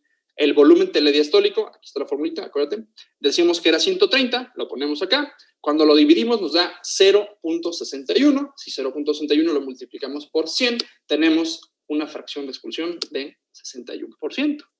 La fracción de expulsión normal es un relajo saberla, porque en diferentes poblaciones es diferente número. Si ustedes hacen más bien una consulta de bibliografía para saber cuál es la fracción de expulsión en México, van a andar con números entre 63 y 68%. Si lo revisan con estudios de poblaciones escandinavas, andan como entre 58 y 60%. Si lo revisan con bibliografía francesa, va a variar, con bibliografía canadiense va a variar. Pero por consenso, como estamos viendo que en la mayoría de los reportes, todos reportan como normal, que la fracción de expulsión se arriba del 50%, entonces decimos, bueno, ok, con que tengas más de 50% de fracción de expulsión, tú estás saludable, ¿no? O por lo menos tienes una fracción de expulsión adecuada, ¿va? Muy bien. Entonces, la idea es que cuando se contraiga tu corazoncito, por lo menos la mitad de la sangre se vaya al resto del cuerpo y la mitad te la quedas, y no significa que ya jamás va a dejar el ventrículo esa sangrita, no, a lo mejor en el siguiente latido sale, ¿no? En fin, entonces la fracción de expulsión normal, con que ustedes digan que es arriba del 50%, ya la armamos. Y es importante que sepas, porque a partir de ahí nosotros decimos que si tienes un paciente con insuficiencia cardíaca y le haces la medición de la fracción de expulsión y te da, no sé, 70%, entonces tienes un paciente con insuficiencia cardíaca y fracción de expulsión conservada. O, lo que es lo mismo, insuficiencia cardíaca diastólica. El corazón está todo gordito a lo mejor por ahí, o tiene algo ese corazón que le impide relajarse. Por ejemplo, un tamponamiento cardíaco. Es un paciente que tiene un derrame pericárdico muy, muy, muy importante, un montón de líquido coleccionado alrededor del corazón, y todo ese líquido le estorba al corazón para poderse relajar. No, tienes muchísimo líquido aquí, no puedo relajarme. Entonces, tienes una insuficiencia cardíaca a expensas de un compromiso en la diástole, ¿verdad? Porque no se puede relajar bien. Y tú le haces el eco y todo, ay, Dios mío, ya le vi un derrame pericárdico, pero estás viendo que el ventrículo izquierdo se contrae con muchas ganas. Entonces, tienes una fracción de expulsión conservada, ¿de acuerdo? Hay muchas cosas que pueden generar ese tipo de presentaciones, vaya, de insuficiencia cardíaca. Ahora, cuando nuestro paciente tiene menos de 40% de fracción de expulsión, ahí es el problema, porque este es el paciente que generalmente está sintomático, es el paciente que muy probablemente ya tuvo un infarto. Ojo, la causa como tal, no factor de riesgo, la causa más frecuente, de insuficiencia cardíaca es la cardiopatía isquémica. El paciente que ya está infartándose o que ya tiene angina de pecho crónica, como le quieran decir ustedes, hace que al final de cuentas ese corazoncito se vaya comportando ya de una forma más aberrante, y pues que al final de cuentas termina siendo insuficiencia cardíaca, que pues ya al final de cuentas no se puede quitar, ¿de acuerdo? Cuando decía no confundan con factor de riesgo, me refería a la hipertensión arterial. Más que una causa, la hipertensión arterial resulta ser un factor de riesgo, ¿de acuerdo? Entonces, factor de riesgo más frecuente, hipertensión arterial; causa más frecuente de insuficiencia cardíaca, cardiopatía isquémica, ¿sale? Muy bien. Entonces, cuando nosotros empezamos a ver ese corazoncito deformándose, conforme va creciendo, conforme se va dilatando el corazón, les prometo que ya voy a la parte chida del tratamiento. Cuando nosotros vamos teniendo ya esto, el corazón empieza a aumentar sus dimensiones, el remodelado se torna de una forma mucho más agresiva y empiezan a disfuncionar estructuras que dependen completamente de que el corazón se mantenga del tamaño adecuado. Por ejemplo, vean la aurícula izquierda. Es un ejemplo que me gusta poner mucho porque así se suele quedar más grabado el tópico, ¿no? Esto sería la aurícula izquierda, aquí la magnifiqué. La aurícula izquierda termina en la válvula mitral. Esto de aquí sería la valvulita mitral, ¿de acuerdo? Y la valvulita mitral se agarra más o menos a esta altura de un anillo que está hecho por tejido fibroso, es el esqueleto fibroso del corazón, ¿de acuerdo? Y que está ahí a la mitad del ventrículo y a la mitad de la aurícula. El detalle es el siguiente: si este ventrículo se empieza a dilatar, esta partecita también se va a empezar a dilatar. Entonces, el lugar donde estaba anclada la válvula mitral va a estirarse, ¿no? Entonces, la válvula mitral, bueno, estaría así, ¿de acuerdo? La válvula mitral en la diástole está abierta, ¿Por qué en la diástole? Pues porque va a vaciar la aurícula al ventrículo para que el ventrículo se llene. Por eso es en la diástole la válvula mitral está abierta, ¿sale? Bueno, la válvula mitral se debe de abrir y cerrar sin ningún problema. Cierra, abre. Sístole, diástole, sístole, diástole, sístole, diástole. ¿Va? Muy bien. Si ese ventrículo se empieza a remodelar, va a empezar a pasar lo siguiente. Va a aumentar el espacio que hay entre las valvitas, ¿de acuerdo?, de la válvula mitral. Entonces, no es lo mismo que esté aquí, cierra, abre, se dilata, cierra un poquito, abre, ok, no hay problema. Ay, como que alcanza a cerrar, abre. Pero si se sigue dilatando el corazón, imagínate, ahora va a estar aquí, ya no se puede cerrar, ya no se tocan como tal las válvulas, ¿de acuerdo? Entonces, todo ese espacio que queda entre las valvitas cuando no se están coaptando las válvulas, ese es el término sofisticado que usamos en cardiología. En vez de decir, no cierran las válvulas, decimos, no coaptan, ¿no? Que bueno, cuando las válvulas entonces no coaptan, se manifiesta lo que nosotros conocemos como insuficiencia mitral. Ojo, es lo mismo que regurgitación mitral, así lo pueden también ver. Y el otro problema es que a mayor volumen de la aurícula izquierda, vean, por cierto, aquí no era nada más que el anillo se dilataba y que ya no alcanzaban a cerrar bien las valvitas, sino que también la aurícula izquierda se empieza a llenar y a llenar y a llenar de más sangre, porque ahora la válvula mitral le está regurgitando sangre. Y así como se empezó a deformar el ventrículo y a dilatarse la aurícula también, a mayor dilatación de la aurícula, mayor probabilidad tiene tu paciente de hacer fibrilación auricular.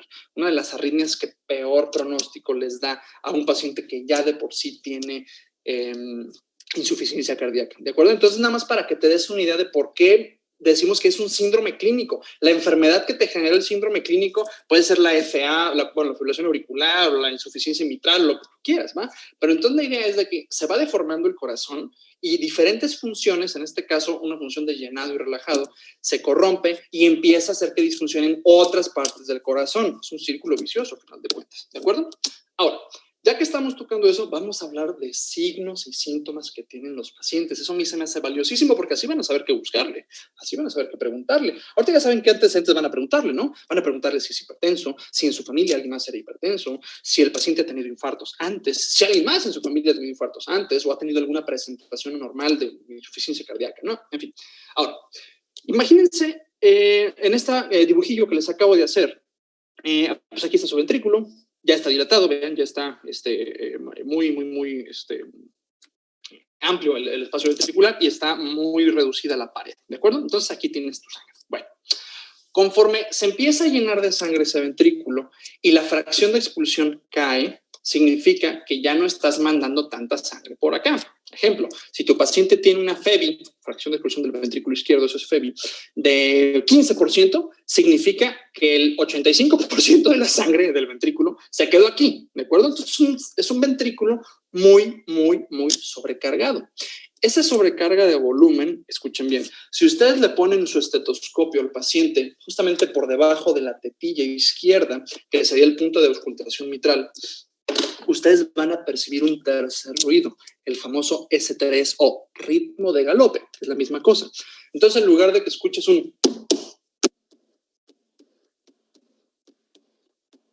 los dos ruidos clásicos, S1, S2, sístole, diástole, sístole, diástole, ahora vas a escuchar algo así.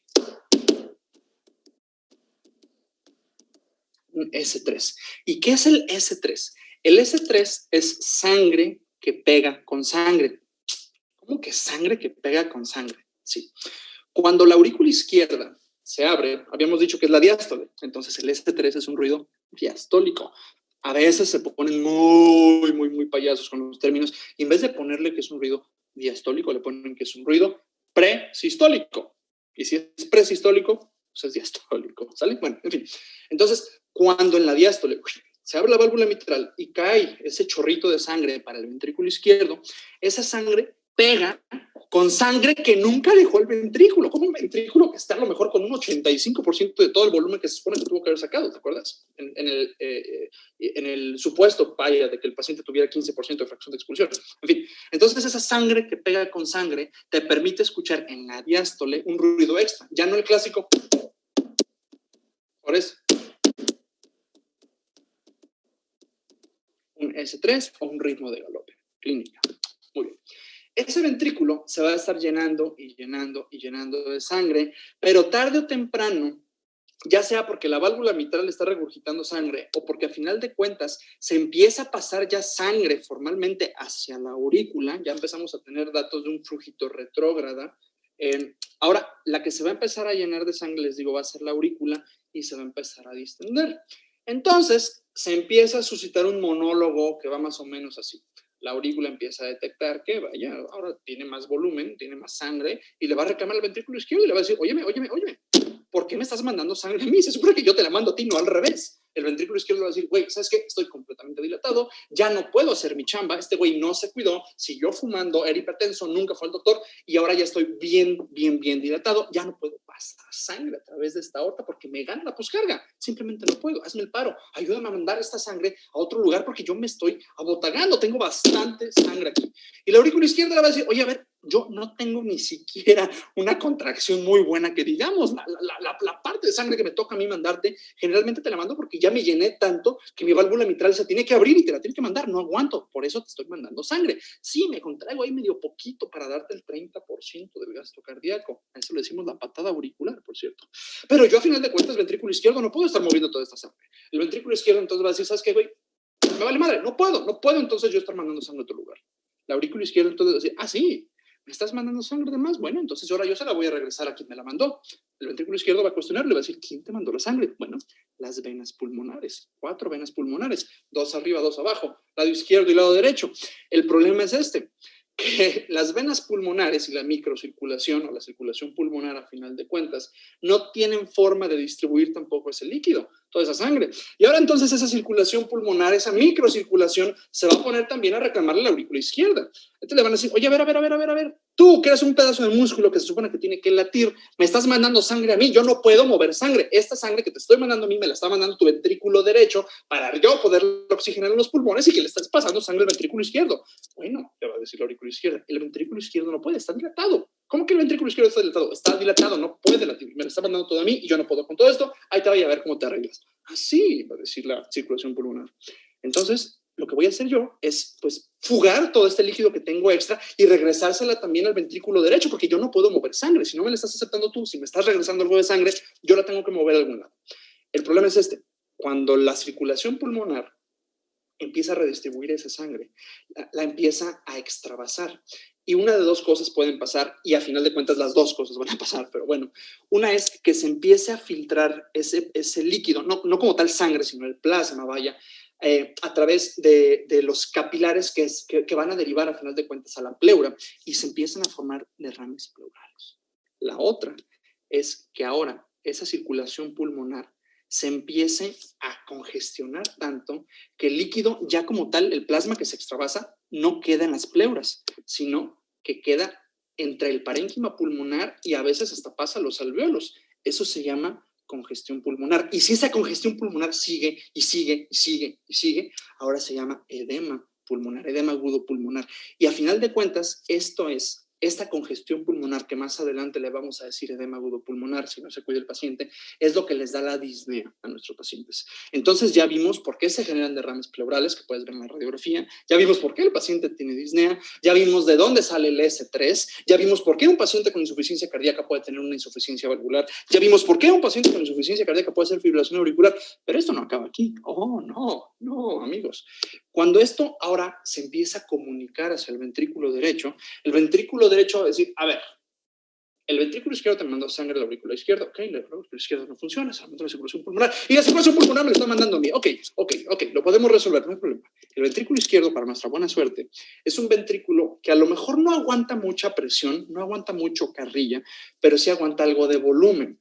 En otras palabras, se puede distender un poquito más y medio compensar la cosa, pero no por tanto tiempo como nos gustaría.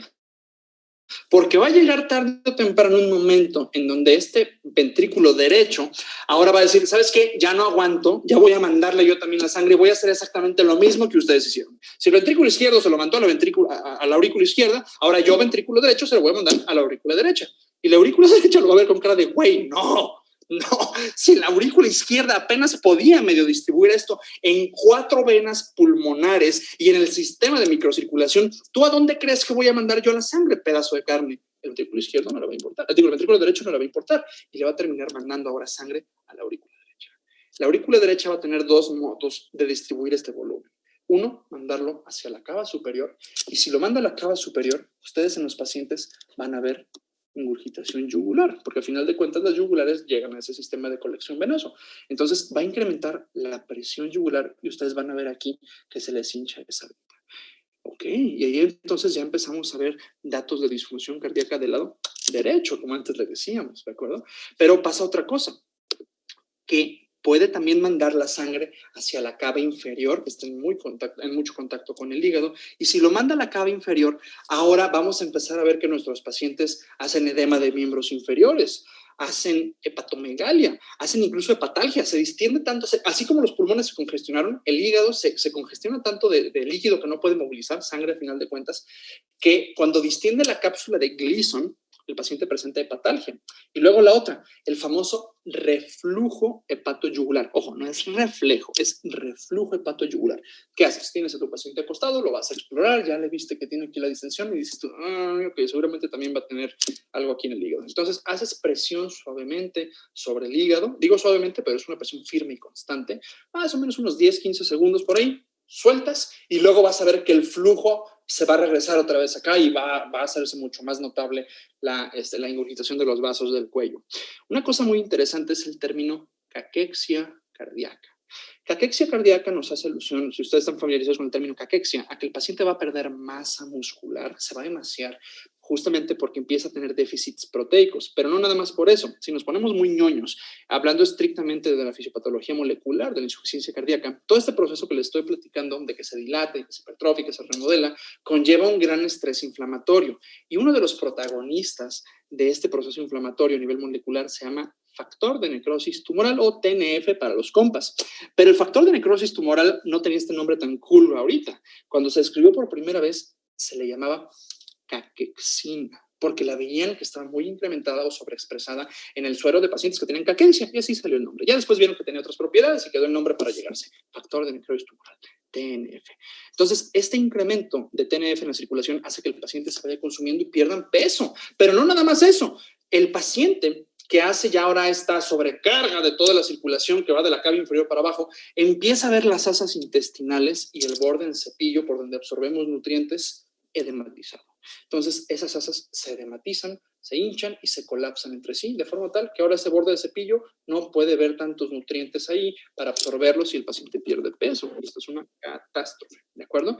Entonces, ahí vieron ya la mayoría de la presentación clínica de un paciente, o por lo menos casi todos los criterios de Framingham, de un paciente con insuficiencia cardíaca que empezó siendo diastólica y termina siendo sistólica al final de cuentas. Esta alegoría a mí me encanta para las personas que les guste el arte. Este es un recuadro que se llama La muerte de César, ¿de acuerdo? El César es prácticamente el puesto de renombre como estratega militar y político y la fregada del Imperio Romano, la antigua Roma desde luego, y Julio César es uno de los, bueno, se lució, ¿no? Está bastante conocido en la historia, no nada más por ser un superdirigente, sino por ser el epiléptico más famoso de la historia, ¿no? Bueno. César no tenía insuficiencia cardíaca, pero a mí me gusta contemplar la fisiopatología de la insuficiencia cardíaca con la muerte de César. ¿Cómo murió César? De la peor forma. César tenía dos amigos inseparables en el Senado romano. Uno se llamaba Cassius, y el otro se llamaba Brutus. No había campaña política que no estuviera Cassius y Brutus con César, eran los mejores amigos del mundo.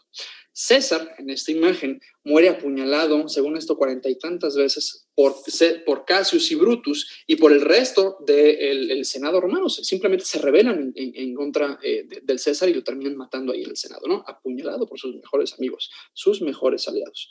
En insuficiencia cardíaca, nosotros vamos a tener órganos que van a dañar al corazón, órganos que son súper amigos para poder, hasta cierto punto, tratar de evitar el daño al corazón. Estos mejores amigos del corazón, Cassius y Brutus del César, serían el sistema nervioso y el riñón, ¿de acuerdo? Esta ya es mi penúltima diapositiva y aquí voy a abundar en esta explicación.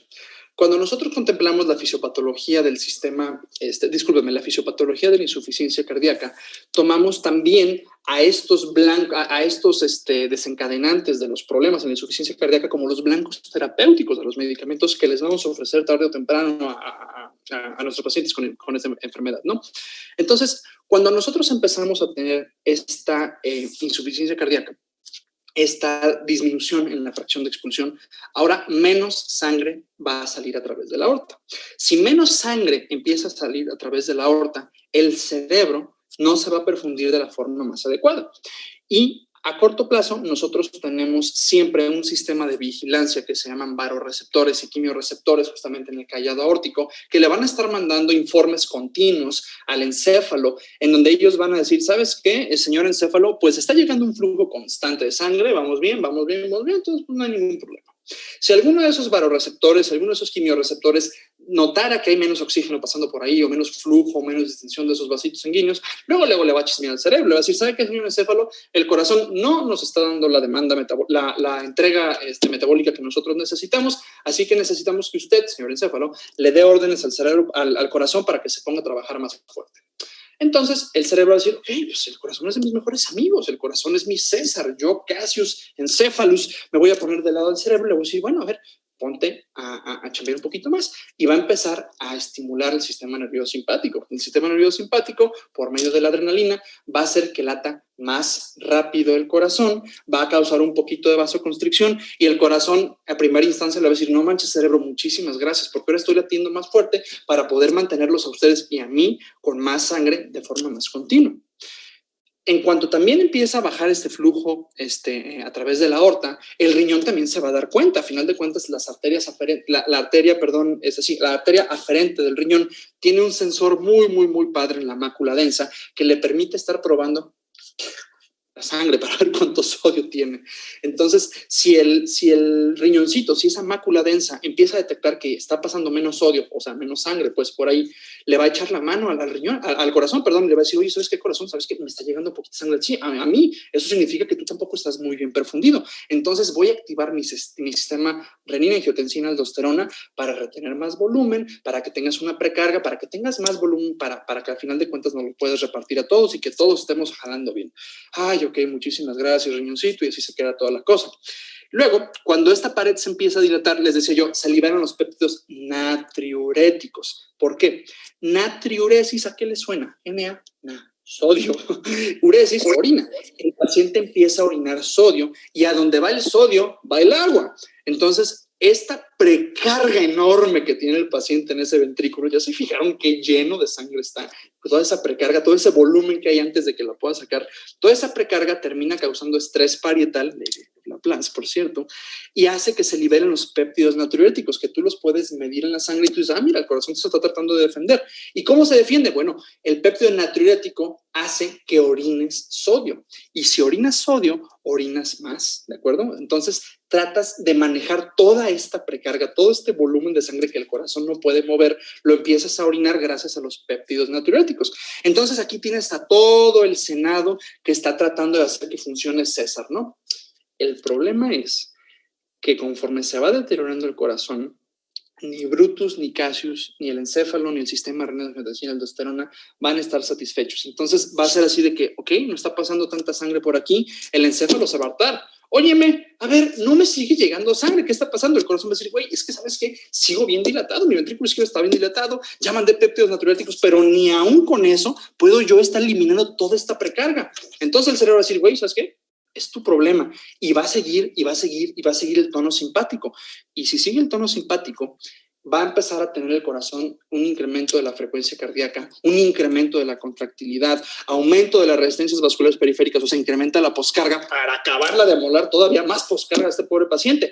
Y si está incrementando la frecuencia cardíaca y está incrementando la contractilidad con el tono del simpático, significa que la demanda metabólica del corazón está incrementando y no puede ser satisfecha esa demanda metabólica. ¿Te acuerdas que los vasitos sanguíneos estaban apachurrados ahí entre todas esas células hipertróficas, y ahora que está dilatado, ya está prácticamente echado a perder todo ese pedacito de corazón? Bueno, al cerebro no le va a importar eso. El cerebro va a seguir mandando la activación del sistema simpático, y ahí es en donde el cerebro empieza a apuñalar el corazón.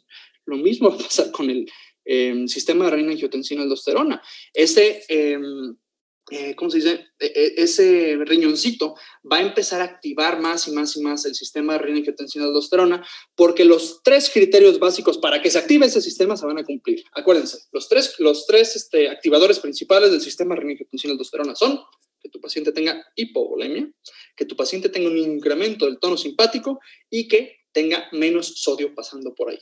Si el corazón no está latiendo bien y no está pasando sangre suficiente y no está llegando sangre suficiente a la arteria aferente, entonces el riñón lo interpreta como si estuvieras hipovolémico. Entonces dice, ok, no hay sangre suficiente para aquí, seguramente este güey le está perdiendo por algún lado, está sangrándose en alguna banqueta o algo así. Activa el sistema renina-angiotensina-aldosterona. ¿Y qué hace el sistema renina-angiotensina-aldosterona? Hipertensar al paciente. ¿Por qué? Porque la renina, a final de cuentas, se genera más adelante angiotensina, y como su nombre lo implica, angiotensina tensa los vasos sanguíneos, incrementa la resistencia vascular periférica, incrementa la poscarga. Pobrecito corazón, de por sí ya no podía con el hipertenso, ahora tampoco puede con la adrenalina que cierra más los vasos, menos con el efecto de la angiotensina que está cerrando todo, ¿no? Y la aldosterona, recuerden ustedes que el mecanismo de acción de la aldosterona hace que sí, ok, tu paciente reabsorbe, algo de volumen circundante, porque tira potasio, ¿de acuerdo? Pero se queda con sodio. Y si se está quedando con sodio, ¿a dónde va el sodio? Va el agua se está quedando dentro del sistema circulatorio y pasa a ser más precarga y luego más poscarga. Entonces, al final de cuentas, es un relajo que tiene. Ahí el riñón está apuñalando al César, el César siendo el corazón. Entonces, los que alguna vez fueron sus aliados, los que alguna vez estuvieron compensando el sistema circulatorio para echarle la mano mientras pasaba todo lo de Frank Starling, ahora, cuando toma efecto la ley de Laplace y el ventrículo se dilata, pasan a ser sus peores enemigos y tenemos la muerte del César. Afortunadamente, ya que se describen estas vías metabólicas, les juro que esta es mi última diapositiva, se ve la forma de cómo prevenir que Cassius y Brutus apuñalen a César cada vez que late, ¿de acuerdo? Y justamente los blancos terapéuticos que nosotros tenemos, los pudiéramos nosotros dividir como lo que primero le vas a dar y lo que de forma, ¿cómo decirlo?, suplementaria le puedes ofrecer a tu paciente. Si yo te estoy diciendo que el encéfalo, que el sistema nervioso simpático y que el sistema renina-angiotensina-aldosterona están apuñalando y apuñalando y apuñalando a César, bueno, entonces nosotros tenemos que dar medicamentos que inhiban o que bloqueen ese sistema simpático y medicamentos que inhiban o que bloqueen el sistema renina-angiotensina-aldosterona. Por eso, desde que hacemos el diagnóstico de insuficiencia cardíaca, tanto diastólica como sistólica, es decir, la insuficiencia cardíaca con fracción de expulsión conservada o la insuficiencia cardíaca con fracción de expulsión disminuida, les empezamos de entrada un beta bloqueador y un IECA, o si no toleran el IECA, un inhibidor de la enzima convertidora de angiotensina. Les damos la otra opción, que es un ARA2, un bloqueador del receptor tipo 2 de la angiotensina, para que no tenga ese efecto.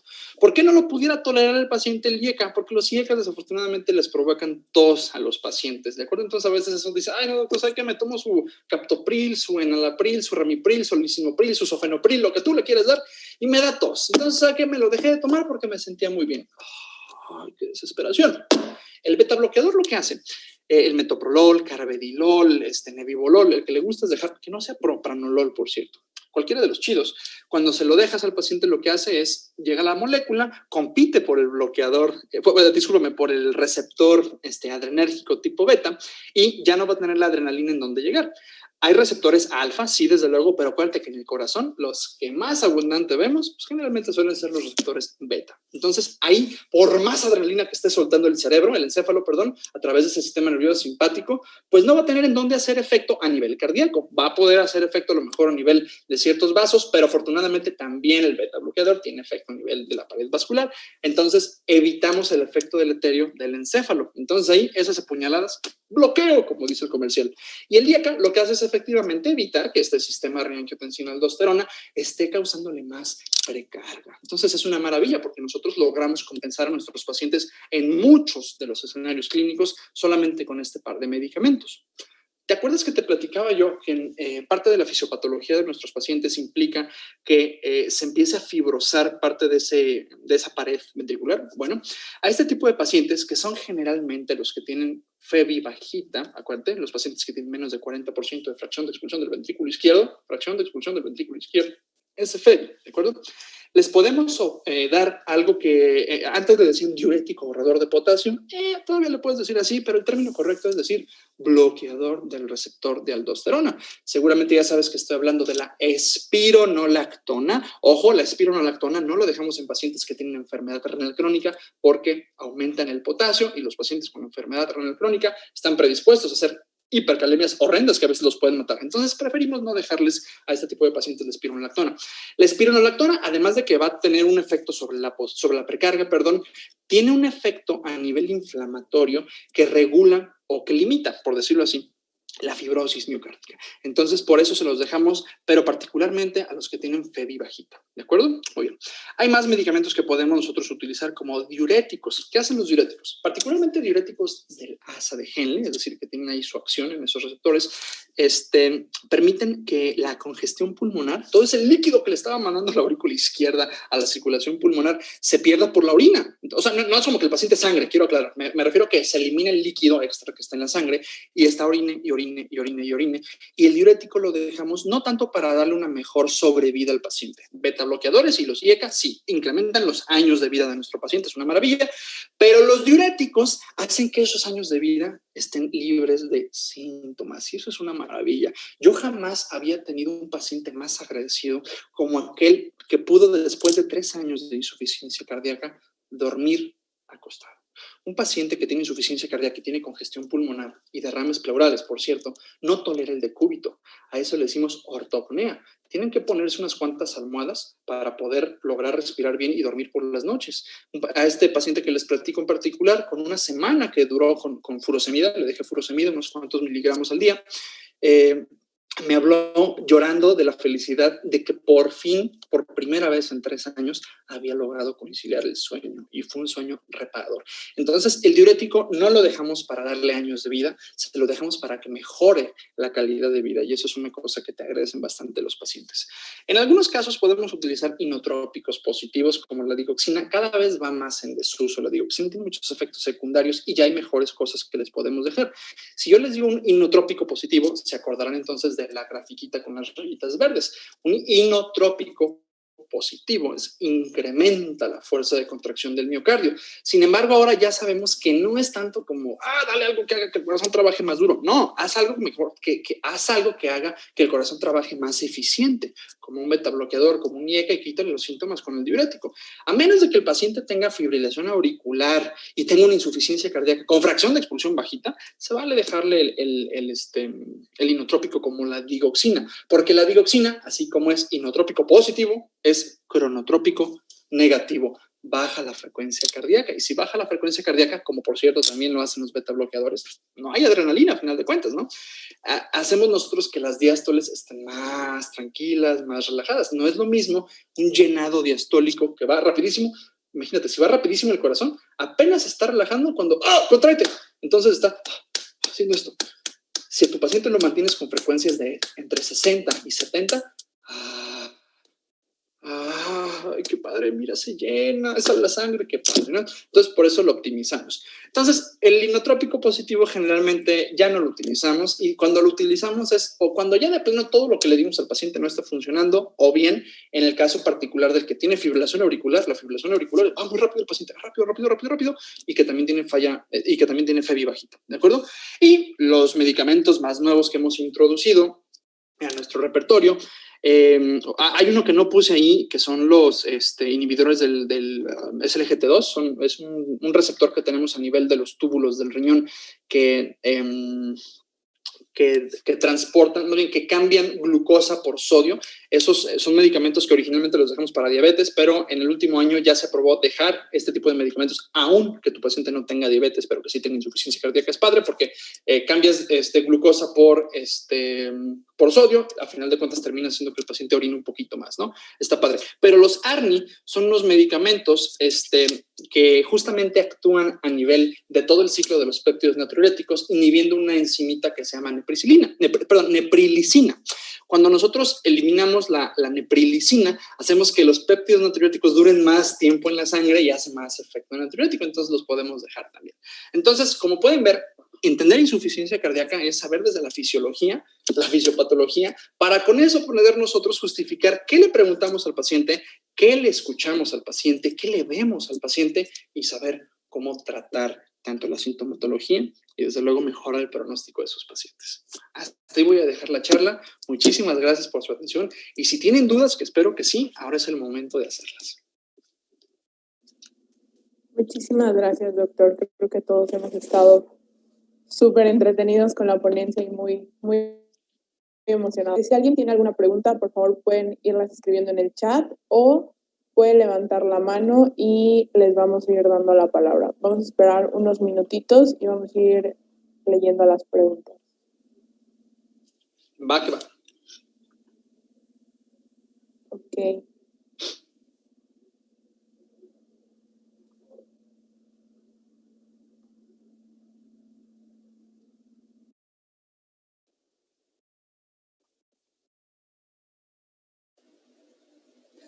Bueno, damos inicio a la sesión de preguntas. Ya tenemos unas en el chat. La primera dice, ¿es normal ver glucosuria en el examen general de orina en un paciente que consume inhibidores de SGLT2? Sí, justamente por el mecanismo de acción lo que hace es a final de cuentas causar glucosuria. Entonces se cambia el sodio que se iba a quedar originalmente en el cuerpecito por la glucosa que se iba a eliminar, nada más que lo hace a mayor cantidad y terminas encontrando un poquitín de glucosuria. De hecho, entre los efectos secundarios de los inhibidores del SGLT2 es que, imagínate nada más, se está orinando tanta azúcar por ahí, por decirlo de una forma muy banal, que se crea un caminito ideal para que las bacterias que colonizan la vía urinaria proliferen. Tienen a final de cuentas mucha azúcar por ahí, y los pacientes pueden tener a final de cuentas más riesgo de infecciones de vías urinarias. Entonces sí, es entendible que un paciente haga glucosuria. Bueno, la siguiente. ¿Cuál sería la diferencia entre el edema pulmonar cardiogénico y no cardiogénico? Cuando hablamos nosotros de edema pulmonar no cardiogénico, pues como su nombre lo dice, implica que hay algún otro órgano que está generando un edema pulmonar. Por ejemplo, los riñones. Cuando nosotros tenemos pacientes con enfermedad renal crónica, ya muy avanzada, que necesitan ser dializados, dígase por hemodiálisis o dígase por diálisis peritoneal, y por algún motivo no aceptan o nos tardamos mucho en llevarlo así, el acúmulo de líquido extra que empieza a hacer el paciente, en vez de que inicie en el corazón, empieza de la circulación renal para arriba. Entonces los pacientes empiezan a incrementar sus presiones capilares a nivel de la circulación pulmonar y desafortunadamente hacen edemas pulmonares. Por ponerle un ejemplo, pudiéramos poner a hablar de varios ejemplos de edemas pulmonares no cardiogénicos. La siguiente, ¿una paciente embarazada con insuficiencia cardíaca se trata de la misma manera? No siempre. Cuando tratamos insuficiencia cardíaca, independientemente si está embarazado o no, siempre tenemos que individualizar el caso. Vemos si tiene fracción de expulsión baja, si tiene fracción de expulsión conservada, vemos que no sea alérgico a ciertos medicamentos, vemos que no haya contraindicaciones, por ejemplo, que les decía de las hipercalemias, ¿no? Para algún tipo de omisión terapéutica. En el caso de las pacientes que están embarazadas y terminan haciendo insuficiencias cardíacas, generalmente a nosotros nos toca manejarlas porque están haciendo eventos de preeclampsia o eclampsia, en donde la tensión arterial sube tanto que empieza a hacer que las pacientes hagan, por ejemplo, edema agudo pulmonar. Hay algunos que dicen que eso no cuenta como edema agudo pulmonar cardiogénico, pero aún así los terminamos manejando nosotros. Obviamente a nuestros pacientes que están cursando con una gestación y están con insuficiencia cardíaca agudizada en ese momento, les explicamos, ¿sabes qué? A ver, te vamos a dar medicamentos que probablemente dañen a tu bebé, como por ejemplo en los primeros trimestres de la gestación, los IECA no nos gusta dejarlos por el riesgo de aterogénesis que hay, y entre más complicaciones, por cierto. Al final de cuentas también podemos ver efectos hemodinámicos en el bebito. Entonces le explicamos muy bien que va a ser una paciente con un embarazo de alto riesgo y terminamos a final de cuentas ajustándole el tratamiento como si fuera un traje a la medida. En resumen, no se trata igual. ¿Cuál es el tratamiento para la insuficiencia cardíaca con fracción de eyección ventricular conservada? Fíjate que esa es la pregunta del millón. A partir de esta nueva clasificación, tenemos un montón de artículos que han estado saliendo en donde tanto los pacientes con FEBI conservada y FEBI intermedia, no parece ser que encontremos un medicamento ideal, como que les vaya mejor, ¿no? Entonces, a final de cuentas, iniciamos con el beta bloqueo y con el IECA. Le ajustamos el diurético si es que lo necesita. Generalmente en esta etapa no lo va a requerir porque no son pacientes que estén tan congestivos. Y lo educamos. Eso es lo principal que tratamos de ver con los pacientes, educarlos, los empoderamos con su enfermedad para que sepan, entre comillas, qué esperar, sepan cuándo ir con el médico, sepan cada cuándo estarse haciendo sus chequeos. Entonces, la estrategia primordial que nos sirve a nosotros en este tipo de contextos es decirle al paciente qué es todo lo que puede salir mal, esperarlo si es que el paciente no se está poniendo las pilas para cuidar su dieta, su actividad física, el control de sus comorbilidades, que deje de fumar, bla, bla, bla, bla, bla, y a partir de ahí partimos, ¿no? Entonces, no hay como tal un medicamento que digas, esta exclusivamente lo dejamos para el que tiene FEBI conservada. Algún día va a salir el artículo que diga que tal medicamento es mejor, pero bueno, todavía esa te la debo, todavía no hemos tenido evidencia, por lo menos no suficiente para mi criterio, para poderte dar así como que,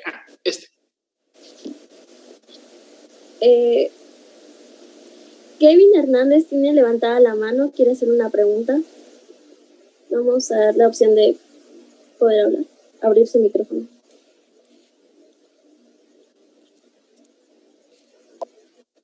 ¿Qué tal? Buenas noches. Sí. ¿Qué tal? Hola, doctor. Buenas noches. Excelente clase. Muchas gracias. Qué bueno que te gustó. A tus órdenes. Y bueno, yo tengo una duda también con los ARNI, o sea, con los que había comentado. En este caso, no sé, con el sacubitril. Interna, me comentaron que se puede ver un nuevo paradigma en un resultado así como, sería como paradójico, en estos pacientes que consumen este tipo de fármacos con relación a elevación muy, muy aumentada del BNP y de los péptidos natriuréticos. O sea, se supone que es como un marcador diagnóstico un ProBNP menor a 136, ¿no? Como para ver la insuficiencia cardíaca. Pero en este caso, me pregunto si los ARNI igual aumentan los niveles de ProBNP, así como de los péptidos natriuréticos, así como a cifras pues muy, muy, muy, muy elevadas. Y si sería en este contexto entonces también normal ver, ver por qué, si el paciente ya con sus péptidos elevados, y preguntarles el antecedente si consume esto, ARNI, y sí, pues si se considera normal. Gracias. Podemos esperar que dure más rato el BNP como tal detectado en sangre.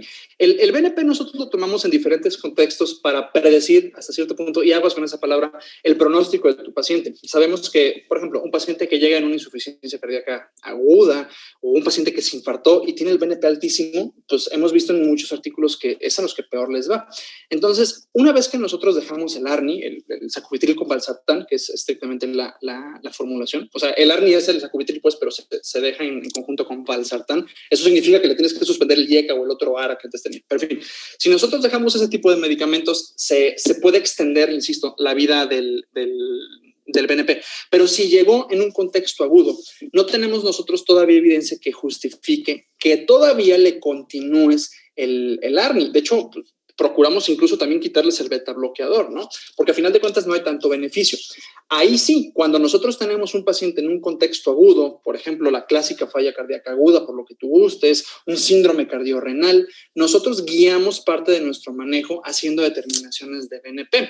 Afortunadamente, como sabemos qué esperar cuando le dejamos un ARNI y sabemos que no está justificado continuarlo durante el evento agudo, realmente no nos termina sesgando tanto. Ahora, en el seguimiento de nuestro paciente, imagínate que no está descompensado, que es un paciente que ya le dejaste el ARNI mucho tiempo y está respondiendo muy bien y tiene el dinero para pagarlo.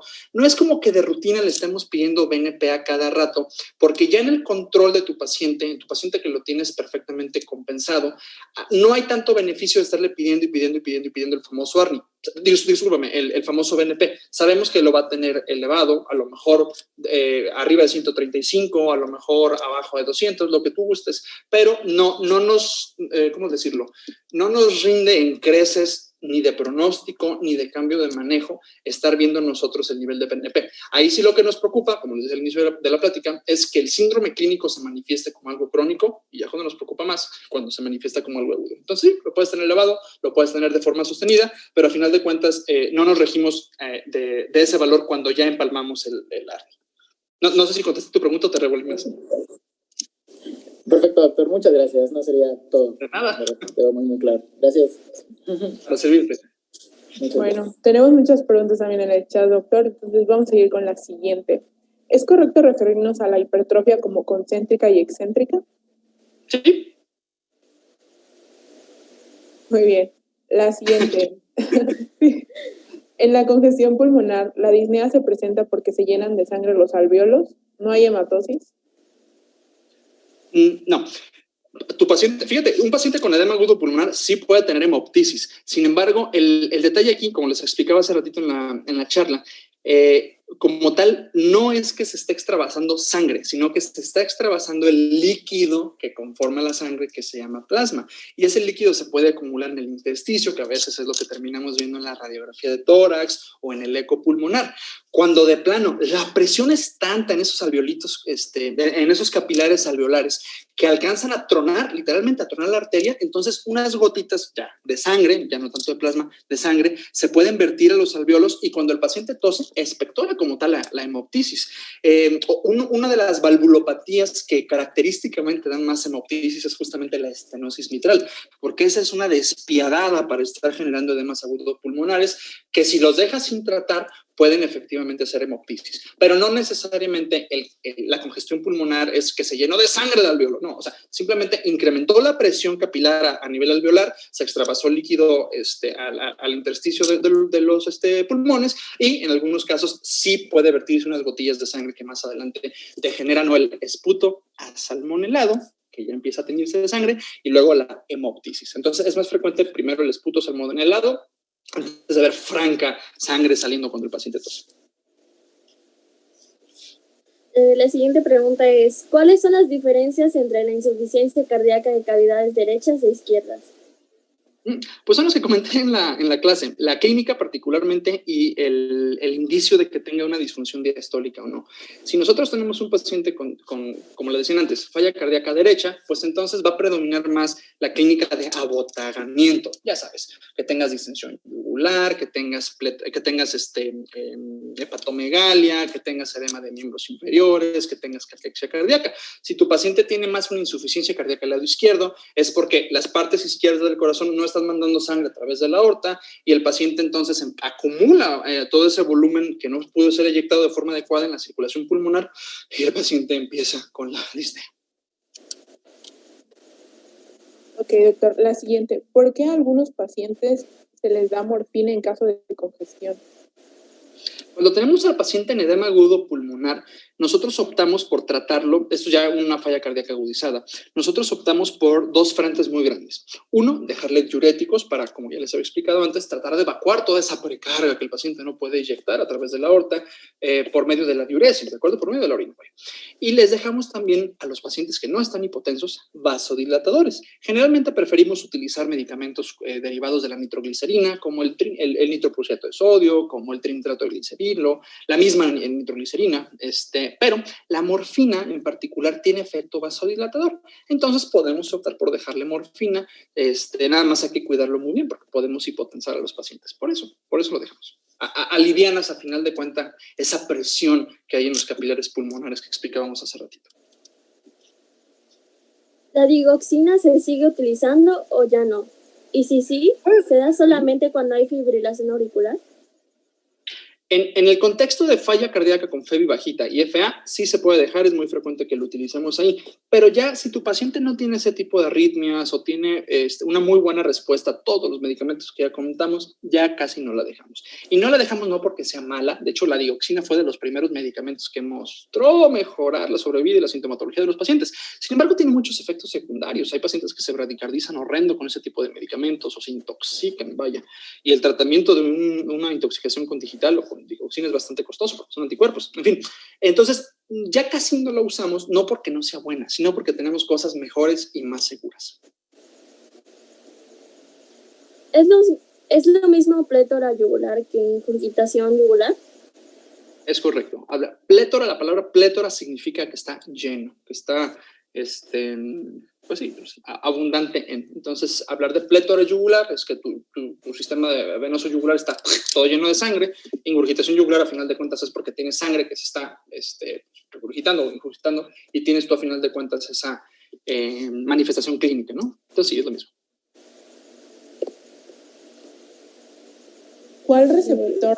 ¿Cuál bloqueador del receptor de aldosterona se usa en pacientes con insuficiencia renal crónica en lugar de la espironolactona? Generalmente evitamos usarlos por el mecanismo de acción de ese tipo de receptores. Hay estudios, por ejemplo, con la eplerenona, que muestran que a veces no tiene tanto efecto secundario, nada más que es menos fácil conseguirlo. Pero como todavía hay pacientes que sí pueden hacer hipercalemia, aunque le dejes la eplerenona, procuramos no utilizarlo, porque el bloqueo de la aldosterona, a final de cuentas, implica en el mecanismo de acción elevar el potasio. Entonces, procuramos no usarlos.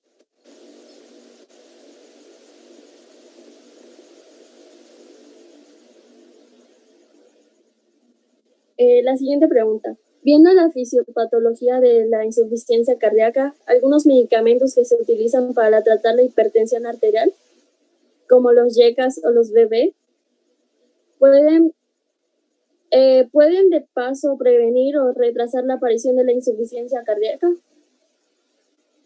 Sí, exactamente es a lo que me refería. Cuando nosotros tenemos ya identificada hipertensión arterial y empezamos a tratar a los pacientes, particularmente con los IECA. Los IECA evitan el remodelado cardíaco que ya comentábamos, por eso a final de cuentas se traduce en una mejoría en la tasa de sobrevida de los pacientes. Entonces, esa es la idea. En el momento en el que diagnosticas hipertensión arterial, le dejas medidas terapéuticas, sí, con medicamentos, pero también acondicionamiento dietético, le dejas actividad física. O sea, no todos los medicamentos son milagrosos, pero el que pusieron como BB, o sea, beta bloqueador, ese sí no se los damos. Ya los beta bloqueadores no los consideramos medicamentos de primera elección en hipertensión arterial. Si tu paciente con hipertensión arterial tiene insuficiencia cardíaca, alguna arritmia que se pueda tratar con una madre de esas, o cardiopatía isquémica, adelante, le empiezas el beta bloqueador, pero no si tu paciente solamente es hipertenso. Ahí optamos generalmente por combinaciones como IECA más un bloqueador de los canales de calcio, perdón. Entonces sí, esa es la idea. Si tienes a tu paciente hipertenso, trata de evitar que ese corazoncito se remodele. Y no nada más el corazón, evitar también que tu paciente tenga ya alteraciones en el riñón, que tenga alteraciones en el encéfalo, que tenga un aceleramiento de la aterosclerosis, bla, bla, bla, bla. Continuando con la misma temática de esa pregunta, ¿qué pasa respecto a la contraindicación del uso de betabloqueadores en insuficiencia cardíaca aguda? Imagínate tú nada más. Tenemos un paciente con insuficiencia cardíaca. Esto, por cierto, se ha debatido ya en el último par de años, pero el racional es este. Tú tienes un paciente con insuficiencia cardíaca aguda, ¿no? Entonces, tienes tú al cerebro que en ese momento, les decía yo, ahí no va a apuñalar al corazón porque dice, güey, o sea, no nos está llegando sangre lo suficiente ni al riñón ni a mí. Entonces, necesito que aceleres tu frecuencia cardíaca para que toda esa sangre que no puedes sacar, bueno, pues a lo mejor no la estás sacando en mucho volumen, pero quiero que la saques rápido. Bueno, ni modo, a lo mejor de poquito en poquito puedes alcanzar a liberar esa precarga. Ok, si tú le dejas un beta bloqueador a este paciente, entonces ese corazón, en el contexto agudo, ojo, es en el contexto agudo, cuando llegó completamente descompensado. Si tú le dejas el beta bloqueador, en vez de que esas frecuencias cardíacas puedan mantener más o menos libre de precarga ese ventriculito, vas a estar haciendo un corazón todo lleno de sangre, todo abotagado, todo con un montón de precarga. Ahora medio la voy a sacar. Y la otra, conforme el paciente con insuficiencia cardíaca se va complicando, se empieza a hipotensar. Si le dejas el beta bloqueador, puedes perpetuar la hipotensión, y dependiendo, por cierto, de qué medicamento beta bloqueador le dejes, porque si le dejas uno que se llama nebivolol, el nebivolol es una chulada, a mí me encanta usarlo, pero también tiene efectos vasodilatadores. Entonces, si lo vasodilatas y de por sí ya estaba hipotenso, entonces le estás pegando por dos lados. Le estás bajando la frecuencia cardíaca y lo estás vasodilatando y puedes perpetuar la hipotensión. Entonces, por eso, en el contexto de insuficiencia cardíaca aguda, retiramos el beta bloqueador. Lo podremos iniciar a lo mejor un par de días después, ya cuando lo tenemos bien compensado, pero cuando el paciente está en edema agudo pulmonar y se le está pasando muy mal, procuramos evitar el beta bloqueador. Ok. Doctor, ¿hay alguna diferencia para anticoagular al paciente que desarrolla una fibrilación auricular con insuficiencia cardíaca con los que tienen una fibrilación auricular sin insuficiencia cardíaca? Sí, es otro tema completamente de como 15 horas hablar de fibrilación auricular, pero en términos simples, sí.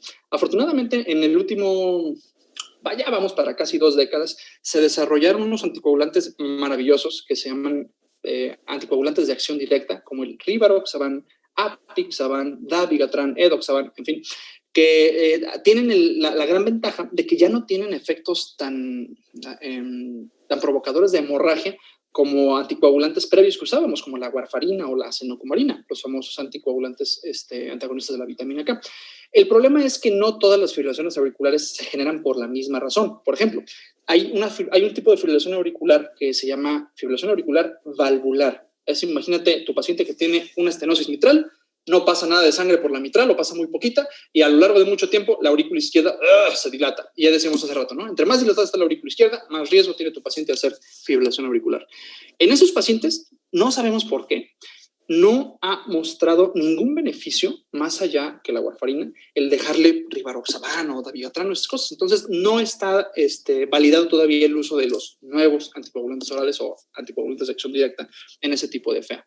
En insuficiencia cardíaca, pues va a variar bastante, porque pues, muchos de los pacientes que tengo yo con FA se benefician bastante de que les deje, no sé, Apixaban, por ejemplo, 5 miligramos cada 12 horas y se la llevan súper bien. Cuando están hospitalizados, procuramos dejarles dosis profilácticas de ese tipo de medicamentos. Discúlpame, si no tienen FA, y están hospitalizados, dejamos dosis profilácticas de anticoagulantes que se pasan subcutáneos, como la enoxaparina o la heparina. Pero sí, es diferente. Muchas gracias, doctor. En agradecimiento a su participación en la sexta ponencia del Grupo de Interés Médico Maya, queremos otorgarle este reconocimiento. Muchísimas gracias. Muchísimas gracias, doctor, por su tiempo, por ser parte de este ciclo de seminarios médicos. Esperamos que todos los presentes les haya gustado, que hayan aprendido algo, que eso es lo importante y es el objetivo de estas ponencias, tener un aprendizaje y mejorar en nuestra formación médica.